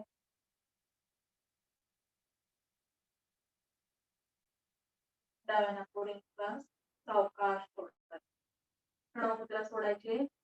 उजवा हात खाली आणायचा आहे आणि सावकाश डोळे उघडायचे. सूर्यभेदन प्राणायाम हा थंडीत आणि पावसाळ्यात करणं जास्त असं युक्ती किंवा फायदेशीर असेल, कारण की ह्या प्रकारच्या प्राणायामाच्या अभ्यासाने आपल्या शरीरामध्ये उष्णता निर्माण होते. आणि ह्या प्रकारच्या प्राणायामाच्या अभ्यासाचे फायदे आहेत की हा जो प्राणायाम आहे तो मेन आपल्या जी पचन संस्था आहे, डायजेस्टिव्ह सिस्टीम, त्याला ऍक्टिव्हेट करण्याचं काम करतो. आणि आपले जे व्हायटल ऑर्गन्स आहेत शरीरातले, अंतर्गत जे इम्पॉर्टंट ऑर्गन्स आहेत त्यांना पण ऍक्टिव्हेट करायचा या प्राणायामाचे फायदे आहेत. सगळ्यांना कळलंय सूर्यभेदन प्राणायाम कसा करायचा आहे. आता आपण पुढच्या प्रकाराकडे जाणार आहोत. तो आहे चंद्रभेदन प्राणायाम. जसं मी मगाशी सांगितलं की सूर्य नाडी ही उजव्या नाकपुडीतून आपल्या शरीरामध्ये प्रवेश करते, तर एक्झॅक्टली अपोजिट चंद्र नाडी ही आपल्या डाव्या नाकपुडीतून आपल्या शरीरात प्रवेश करते. सूर्य जसं उष्णतेचं प्रतीक आहे तसं चंद्र हे शीतलतेचं प्रतीक आहे. त्यामुळे चंद्रभेदन प्राणायामाचा अभ्यास केल्यानंतर आपल्या शरीरामध्ये शीतलता निर्माण होते. त्याला कुलिंग प्राणायाम असं सुद्धा म्हणतात. तर तो प्राणायाम कसा करायचा आहे ते मी आधी तुम्हाला दाखवते. एकदा तुम्ही बघा, मग नंतर माझ्या बरोबर 5 आवर्तनं त्याची आपण रिपीट करणार आहोत. ह्याच्यासाठी सुद्धा आपल्याला उजव्या हाताची प्रणव मुद्रा करायची आहे. प्रणव मुद्रा ऑलरेडी आपण कशी करायची ते बघितली आहे. हाताची प्रणव मुद्रा घ्यायची, मिटलेली बोटं पुन्हावर ठेवायचे. आता आपल्याला उजवी नाकपुडी बंद करायची आहे आणि डाव्या नाकपुडीने श्वास घ्यायचा. दीर्घ श्वास घ्यायचा आहे. डावी नाकपुडी बंद करायची आहे. उजवीने श्वास सोडायचा. पुन्हा उजवी नाकपुडी बंद, डावीने श्वास घ्यायचा आहे. उजवीने सोडायचा. तुम्ही मनातल्या मनात काउंटिंग करू शकता. माझ्याबरोबर सगळ्यांनी करायचा प्रयत्न करायचा आहे. हाताची प्रणव मुद्रा, डोळे बंद करायचे, पाठ सरळ, मान सरळ, पूर्ण शरीर शिथिल सोडायचंय. आपलं पूर्ण लक्ष श्वासावर केंद्रित करायचंय. सुरुवात करूया. उजवी नाकपुडी अंगठ्याने हलकेच बंद करायचे. डावीने श्वास घ्यायचाय. उजवीकडून सावकाश सोडायचा. पुन्हा एकदा. डाव्या नाकपुडीने श्वास घ्यायचाय. उजवीकडून सावकाश सोडायचा आहे. तुम्ही मनातल्या मनात काउंटिंग करू शकता. उजव्या बाजूने श्वास घ्यायचा आहे. डाव्या नाकपुडीतून सावकाश श्वास सोडायचा आहे. खांद्याची मानेची अनवॉन्टेड मुवमेंट करायची नाहीये. जितकं जास्तीत जास्त दीर्घ श्वास घेतला येईल तो घेण्याचा प्रयत्न करायचा आहे. पुन्हा एकदा करूया. नाविनी श्वास घ्यायचाय. उजवीने सावकाश सोडायचा. Last time. डावीकडून श्वास घ्यायचाय. उजवीकडून सावकाश श्वास सोडायचा. प्रणव मुद्रा सोडायची. हात खाली आणायचा आहे आणि सावकाश डोळे उघडायचे. जसं मी सांगितलं तसं चंद्रभेदन हा कूलिंग प्राणायाम आहे. याला लेफ्ट नॉस्ट्रिल ब्रीदिंग असंही म्हणतात. कारण तुम्ही ऑब्झर्व केला असेल आपण प्रत्येक वेळेला फक्त डाव्या नाकपुडीने श्वास घेत होतो आणि उजवीने सोडत होतो. एक्झॅक्टली अपोजिट आपण सूर्यभेदन मध्ये बघितलं, आपण फक्त उजव्या नाकपुडीने श्वास घेत होतो आणि डाव्या नाकपुडीने तो सोडत होतो. चंद्रभेदन प्राणायामाचे फायदे मी सांगितलं की हा शरीरामध्ये शीतलता निर्माण करतो. त्यामुळे हा आपण उन्हाळ्यात करायचा आहे हा या प्रकारच्या प्राणायामचा अभ्यास. आणि ह्याचे फायदे असे आहेत की आपल्या बॉडीमध्ये जर एक्सेसिव्ह हीट निर्माण झालेली असेल तर ती कमी होते. कुणाला ऍसिडिटी किंवा हार्टबर्नचे प्रॉब्लेम असतील, मायग्रेन सारखे त्रास असतील तर ते या प्राणायामाच्या अभ्यासाने कमी व्हायला मदत होते. याच्यानंतर प्राणायामचा पुढचा प्रकार आपण बघणार आहोत. बरेच जण ह्याचा अभ्यास करतही असतील तर तो प्रकार आहे अनुलोम विलोम. आता अनुलोम विलोम म्हणजे चंद्रभेदन आणि सूर्यभेदन जे आपण बघितलं त्या दोन्ही प्रकारांना आपण कंबाईन केल्यानंतर जो प्रकार आहे त्याला अनुलोम विलोम प्राणायाम असं म्हणतात. कसं करायचं ते मी तुम्हाला दाखवते. ह्याच्यासाठी सुद्धा आपल्याला उजव्या हाताची प्रणव मुद्रा घ्यायची आहे. मी तुम्हाला प्रत्यक्ष पहिल्यांदा करून दाखवते. तुम्ही बघा आणि मग नेक्स्ट टाइम माझ्या बरोबर रिपीट करू शकता. हाताची प्रणव उजव्या हाताची प्रणव मुद्रा घेतलेली आहे. हात कोपरापासून माझा सरळ आहे.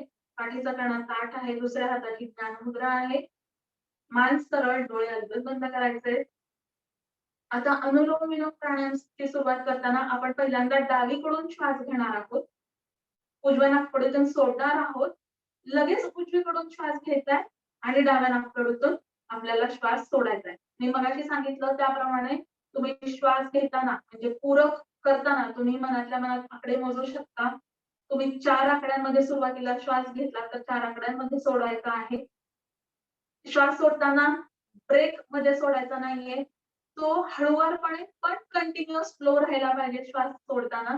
आणि तुम्ही नंतर 4 अंकांमध्ये श्वास घेतला तर तुम्ही 5 अंकांमध्ये सोडायचा प्रयत्न करायचा. जसं जसं तुमचा अभ्यास वाढेल तसं तसं तुम्ही रेचकाची म्हणजे श्वास सोडायची जी हे आहे जो वेळ आहे तो आपण वाढवायचा आहे. म्हणजे 4 अंकात श्वास घेतला तर तुम्ही 5 अंकात, 6 अंकात, 8 अंकात, 10 अंकात सोडायचा प्रयत्न करायचा आहे. सुरुवातीला ते जमणार नाही. जसं जसं अभ्यास आपला वाढेल आपण कंटिन्युअसली करत राहू त्याप्रमाणे आपल्याला रेचकाचा कालावधी हा आपल्याला वाढवता येईल. तर मी तुम्हाला करून दाखवते. अनुलोम विलोम प्राणायाम. उजव्या हाताची मी पूर्ण प्रणव मुद्रा घेतलेली आहे. सुरुवात डाव्या नाकपुडीने करायची म्हणून मी अंगठ्याच्या सहाय्याने उजवी नाकपुडी बंद करते. माझी मिटलेली बोटं ओठांवर आहेत. डाव्या नाकपुडीने दीर्घ श्वास घ्यायचा आहे. लगेच डावी नाकपुडी बंद करायचे. उजव्या साईडने तो सावकाश सोडायचा आहे. उजव्या नाकपुडीने पुन्हा श्वास घ्यायचा आहे. उजवी नाकपुडी बंद. डाव्या साईडने सावकाश सोडायचं. हे झालं एक आवर्त. डाव्या साईडने श्वास घेऊन पुन्हा डाव्या साईडने श्वास सोडेपर्यंत हा जो कालावधी आहे किंवा ही जी प्रोसेस आहे त्याला आपण एक आवर्तन म्हणतो. तर अशी 5 आवर्तन आपल्याला करायची आहेत आणि ती कंटिन्युअसली आपल्याला करायची आहेत. सगळ्यांनी माझ्या बरोबर करायचंय. मी इन्स्ट्रक्शन देत जाईल. हाताची प्रणव मुद्रा, डोळे हलकत बंद करायचे. पाठीचा कणा ताठ ठेवायचा आहे. मान सरळ. बाकीचं शरीर शिथिल सोडायचंय. अनावश्यक ताण जर शरीरावर कुठे असतील तर ते कमी करायचे. पूर्णपणे लक्ष श्वासावर केंद्रित करायचंय. सुरू करूया. 5 आवर्तन आपल्याला करायचे. उजवी नाकपुडी बंद. डावीने श्वास घ्यायचाय. डावी नाकपुडी बंद करायची. उजव्या बाजूने श्वास सोडायचा आहे. लगेच उजवीने श्वास घ्यायचा आहे. डावीकडून श्वास सोडायचा आहे. मनातल्या मनात श्वास घेताना आणि सोडताना अंक मोजू शकता तुम्ही. पुढचं आवर्तन करूया. 5 आवर्तनं आपली आपण करायची आहेत. माझ्याबरोबर तुम्ही सुरुवात करा. डावीकडून श्वास घ्यायचा आहे. उजवीने सोडायचा आहे. उजवीने श्वास घ्यायचा आहे. डावीकडून श्वास सोडायचा आहे. कोणत्याही परिस्थितीत ओठांच्या मधून हवा आत गेली नाही पाहिजे, त्याच्यासाठी दोन्ही बोटं ओठांवर ठेवायची आहेत. पुढचं आवर्तन करूया. डाव्या नाकपुडीने श्वास घ्यायचा आहे. उजव्या नाकपुडीने सावकाश सोडायचा आहे. श्वास पूर्ण सोडायचा आहे. उजवीकडून श्वास घ्यायचा आहे.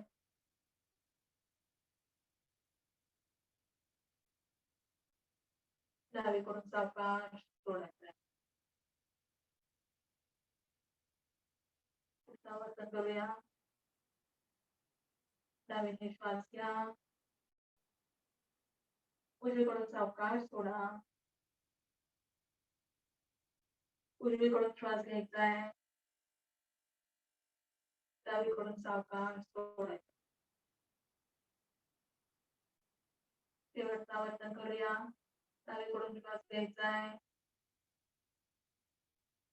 उजव्या नाकपुडीतून सावकाश सोडायचा आहे. उजवीकडून श्वास घ्यायचा आहे. डाव्या नाकपुडीतून सावकाश श्वास सोडायचा.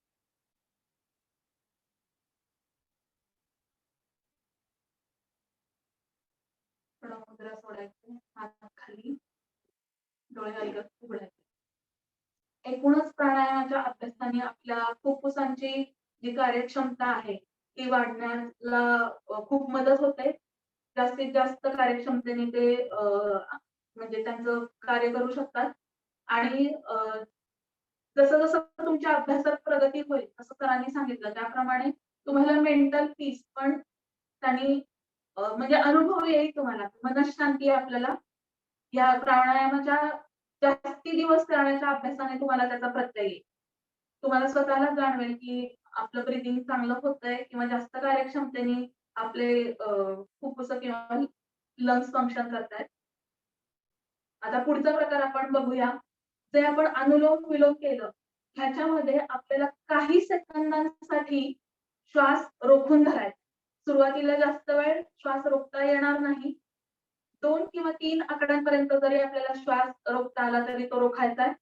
कसं करायचं आहे त्याला आपण श्वास रोखण्याच्या क्रियेला कुंभ कसं म्हणतात. तर ह्या प्राणायामाचं नाव आहे की अनुलोम विलोम कुंभकासनी करायचं आहे आपल्याला. मी करून दाखवते कसं करायचं आहे ते. सगळ्यांना प्रणव मुद्रा माहिती आहे. मी हाताची प्रणव मुद्रा घेतली. डावीकडून मी श्वास घेतलाय. मी डावी नाकपुडी बंद करते. माझी उजवी नाकपुडी बंदच आहे. मी बोलतेय म्हणून आता माझे बोट ओठांवर नाहीये पण तुमची बोट ओठांवर असतील. श्वास काही सेकंद होल्ड करायचा. जास्त वेळ होल्ड करायचा सुरुवातीला प्रयत्न करायचा नाहीये. आपली कपॅसिटी संपते असं वाटलं की डाव्या साईडनी उजव्या नाकपुडीतून आपल्याला श्वास सावकाश सोडायचा. पुन्हा उजवीकडून श्वास घ्यायचा आहे.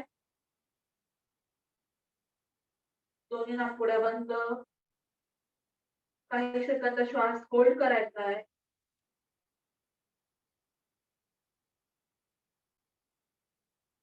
डाव्या बाजूने सावकाश श्वास सोडायचा. हे पण याचे पण आपण 5 आवर्तन करायचे आहेत.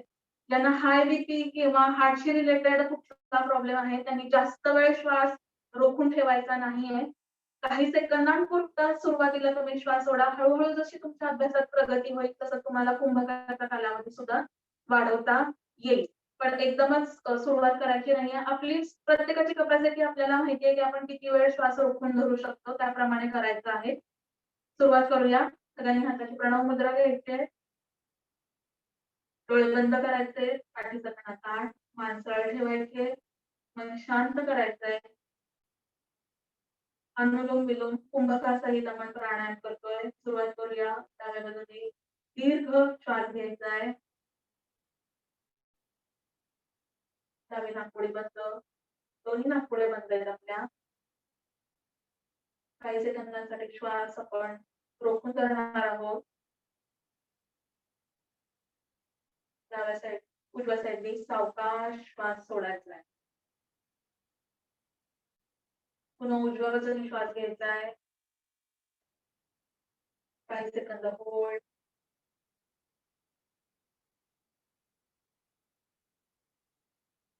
डाव्या बाजूने सावकाश श्वास सोडायचा.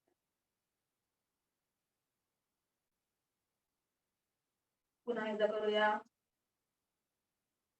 डाव्या नाकपुडे दीर्घ श्वास घ्यायचा आहे. नाकपुडी बंद, दोन्ही नाकपुड्या बंद करायच्या आहे. श्वास काही सेकंद होल्ड करायचा आहे. मनाच्याकडे तुम्ही मोजू शकता. उजव्या बाजूने सावकाश श्वास सोडायचा आहे. उजवीकडून घ्यायचा आहे. होल्ड.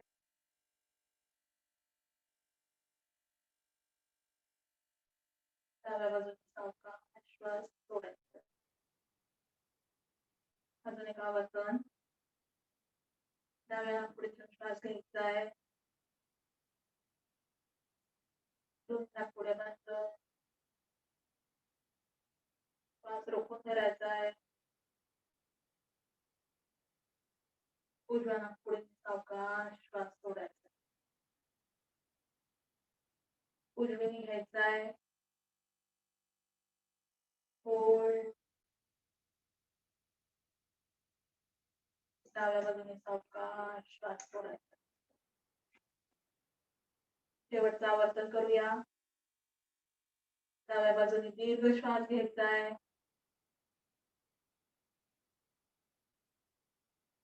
काही सेकंद रोखून ठेवायचा आहे.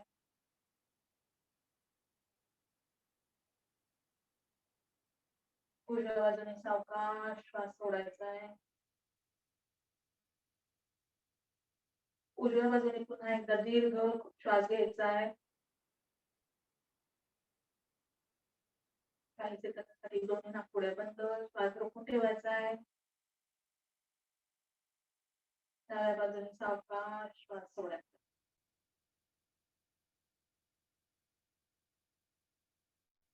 हाताचे प्रणव मुद्रा सोडायची.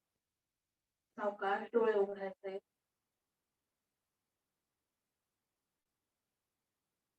प्राणायामाचा शेवटचा प्रकार आपण बघणार आहोत, भ्रामरी प्राणायाम.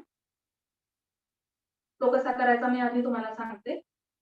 भ्रामरी प्राणायाम करण्यासाठी आपल्या हाताची जी दोन ही मधली बोटं आहेत, ही दोन बोटं आपल्याला डोळ्यांवर अलगदपणे रेस्ट करायची आहेत आणि जी आपली अनामिका आहे ती आपल्या भुवयांवर ठेवायची आहे आणि आपल्या कानाचे जे हे आहेत, होल आहेत, ते आपल्याला अंगठ्याच्या सहाय्याने असे बंद करायचे. या प्राणायामामध्ये खांद्याची किंवा मानेची अनवॉन्टेड मुवमेंट होण्याची जास्त शक्यता असते. त्यामुळे काळजीपूर्वक आपण ह्या अननेसेसरी हालचाली अवॉइड करायच्या आहेत. कसा करायचा भ्रामरी प्राणायाम ते बघूया. दोन बोटं अलगदपणे डोळ्यांवर ठेवायचे. डोळ्यांवर जास्त दाब द्यायचा नाहीये. अनामिका आपल्या भुवईवर, कानाचे होल अंगठ्याच्या सहाय्याने बंद करायचे. पाठीचा कणा ताठ ठेवायचा आहे, मान सरळ. जास्तीत जास्त दीर्घ मोठा श्वास घ्यायचा आहे. श्वास सोडताना आपल्याला भुंगा कसा आवाज काढतो त्याप्रमाणे आवाज काढायचा आहे. तोंड उघडायचं नाहीये. श्वास घेते मी. श्वास सोडताना नाकाने श्वास सोडायचा आहे, पण त्याच वेळेला भुंग्याचा आवाज काढायचा आहे.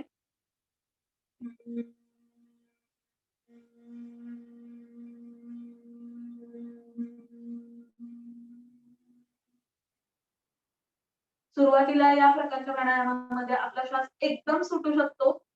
हळूहळू आपला श्वास सोडण्याच्या गतीवर आपला कंट्रोल येतो आणि सावकाश आपण श्वास सोडायला आपला शिकतो. म्हणजे आपण त्याच्यासाठी विशेष प्रयत्न करता येत नाही. त्यामुळे असं काही पटकन समजायचं नाही की अरे माझा एकाच दमात श्वास सुटलाय. अभ्यासाने तुमची प्रगती साधली जाते.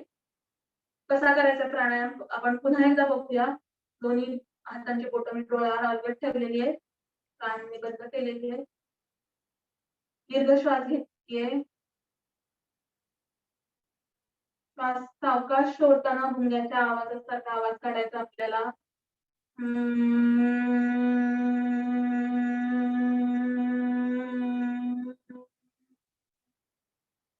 आणि हा जो तुम्ही आवाज जेव्हा आतून तुम्ही काढाल तर त्याची जी स्पंदनं किंवा व्हायब्रेशन्स आहेत ती हळूहळू तुम्हाला जाणवायला लागतील. ती तुम्हाला अगदी मस्तकापर्यंत म्हणजे मध्यापर्यंत जाणवतात. पहिल्या दिवशी कदाचित जाणवणारही नाही. तुम्ही जर रोज प्रॅक्टिस केली तर नक्कीच तुम्हाला ती स्पंदनं जाणवतील. माझ्याबरोबर करायचंय. सगळ्यांनी बोटं डोळ्यांवर ठेवायचे. तर्जनी आपल्या वहीवर अंगठ्याच्या साहाय्याने कानाचे होल्स बंद करायचे. दीर्घ श्वास घ्यायचाय. श्वास सावकाश सोडताना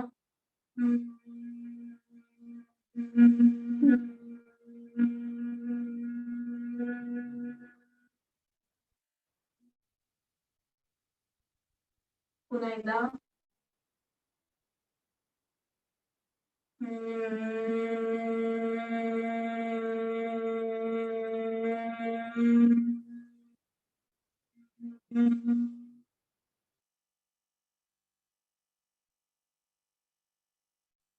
दीर्घ श्वास घ्यायचा आहे.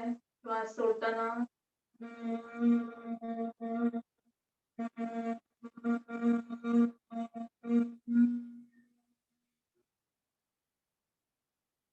शेवटच्या वेळेला करूया. दीर्घ श्वास घ्यायचा आहे.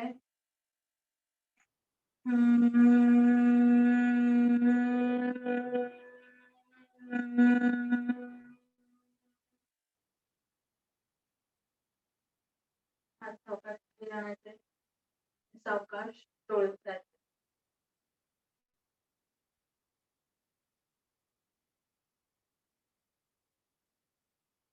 प्राणायामाच्या वेगवेगळ्या प्रकारचा आपण अभ्यास केलेला आहे. काही शंका असतील तर सरांना तुम्ही प्रश्न विचारू शकता.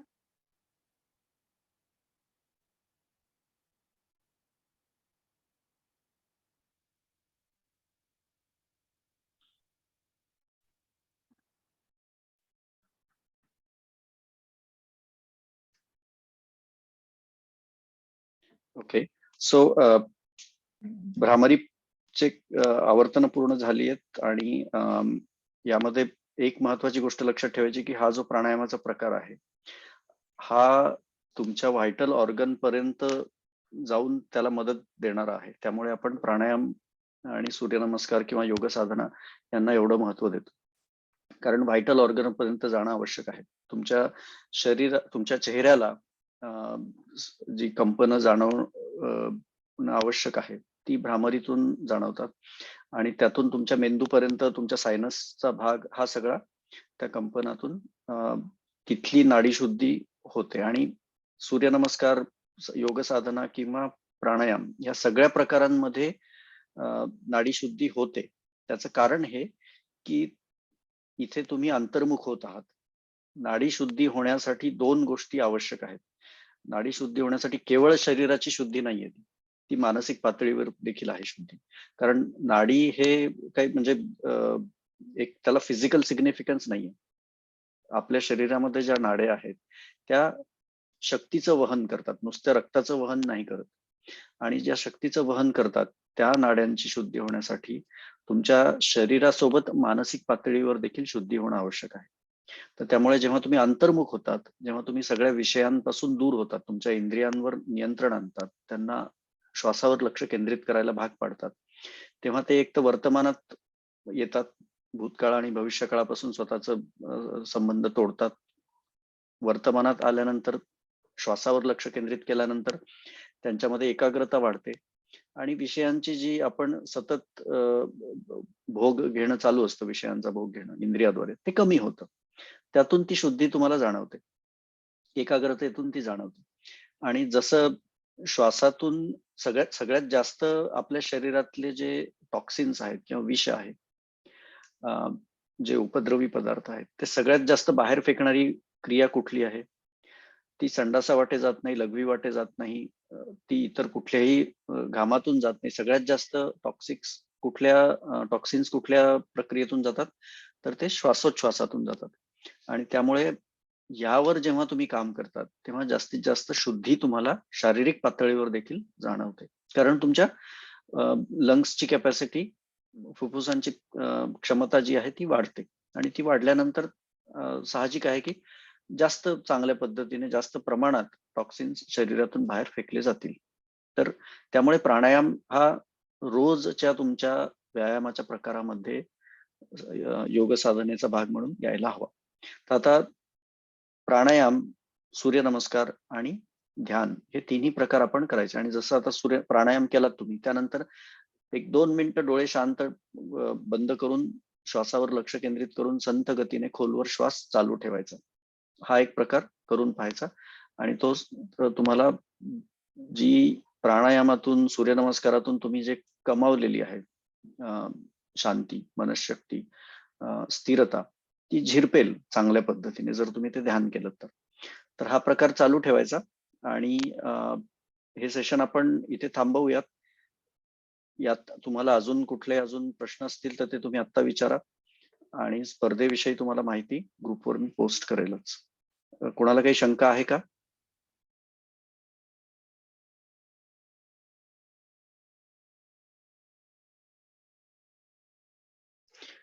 स्नेहल, तुम्ही विचारलं होतं की प्राणायाम करताना कमीत कमी किती वेळ त्याला द्यायला हवा. साधारण 10 ते 15 मिनिटं प्राणायामाचे मिनिमम हवेत. त्यापेक्षा जास्तही तुम्ही देऊ शकतात. अर्धा 1 तास जर तुम्ही प्राणायाम करू शकलात तर त्याचा तुम्हाला फायदा प्रचंड होतो. म्हणजे ते तुमच्या फुफ्फुसांची तेवढी क्षमता जी असेल तर ती बळकट म्हणावी लागेल एवढी आहे, जर तुम्ही अर्धा तास, पाऊण तास करू शकलात तर. आणि प्रत्येक प्राणायाम प्रकारासाठी किती वेळ द्यायचा? तर 5 ते 10 मिनिटं हे पुरेसे आहेत. 10 मिनिटं पुरेसे आहेत. बाकी कुणाला काही अजून शंका आहेत?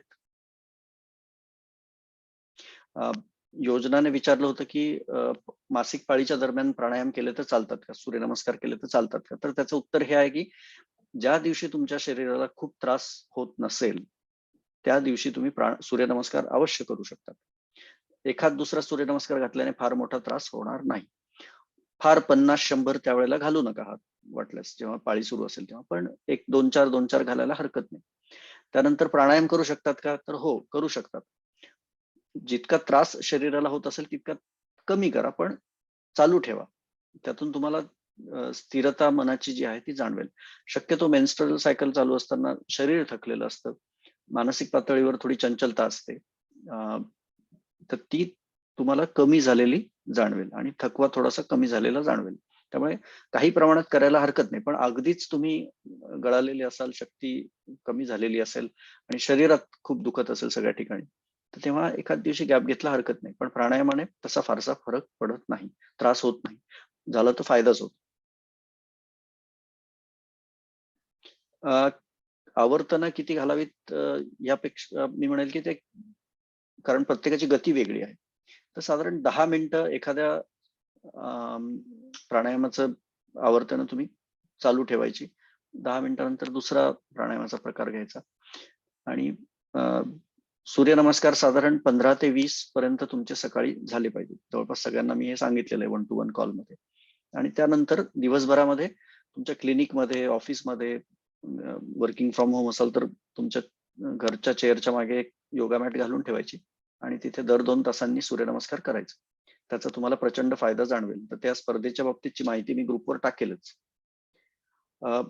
बाकी अजून काही बेनिफिट आहे, तुम्हाला त्याच्याविषयी शंका आहे किंवा विचारायचं आहे तर ते तुम्ही अवश्य विचारा. यस भारती, स्ट्रेंथ वाढली आहे तुम्हाला जाणवत आहे आणि शांतताही वाढली आहे. Good, very good. बाकी कुणाला काही शंका आहेत, अजून प्रश्न आहेत तर तुम्ही अवश्य विचारा. नाही तर आपण हे सेशन इथे थांबवूयात. आणि हा सूर्यनमस्काराचा जो प्रकार आहे दिवसभर करण्याचा तो तुम्ही सुरू करा उद्यापासून. आणि सगळ्यांना आषाढी एकादशीच्या शुभेच्छा. या दिवशी तुमचा योग साधनेवरचा क्लास देखील झालेला आहे, त्यामुळे हा योगायोगही चांगला आहे. उपवासाबाबतीमध्ये आपण मागच्या सेशनमध्ये मला वाटतं चर्चा केलेलीच आहे, त्यामुळे त्यात सविस्तर तुम्हाला कळालेलंच आहे की उपवास कसा करावा, काय करावा. पण त्याविषयी काही शंका असतील तर त्या ग्रुपवर तुम्ही पोस्ट करा आणि ग्रुपवर तुमच्या दररोजचे सूर्यनमस्काराचे आकडे तुम्ही टाकत चला. बाकी कुणाला अजून काही शंका नसतील तर आपण हे सेशन इथे थांबवूया.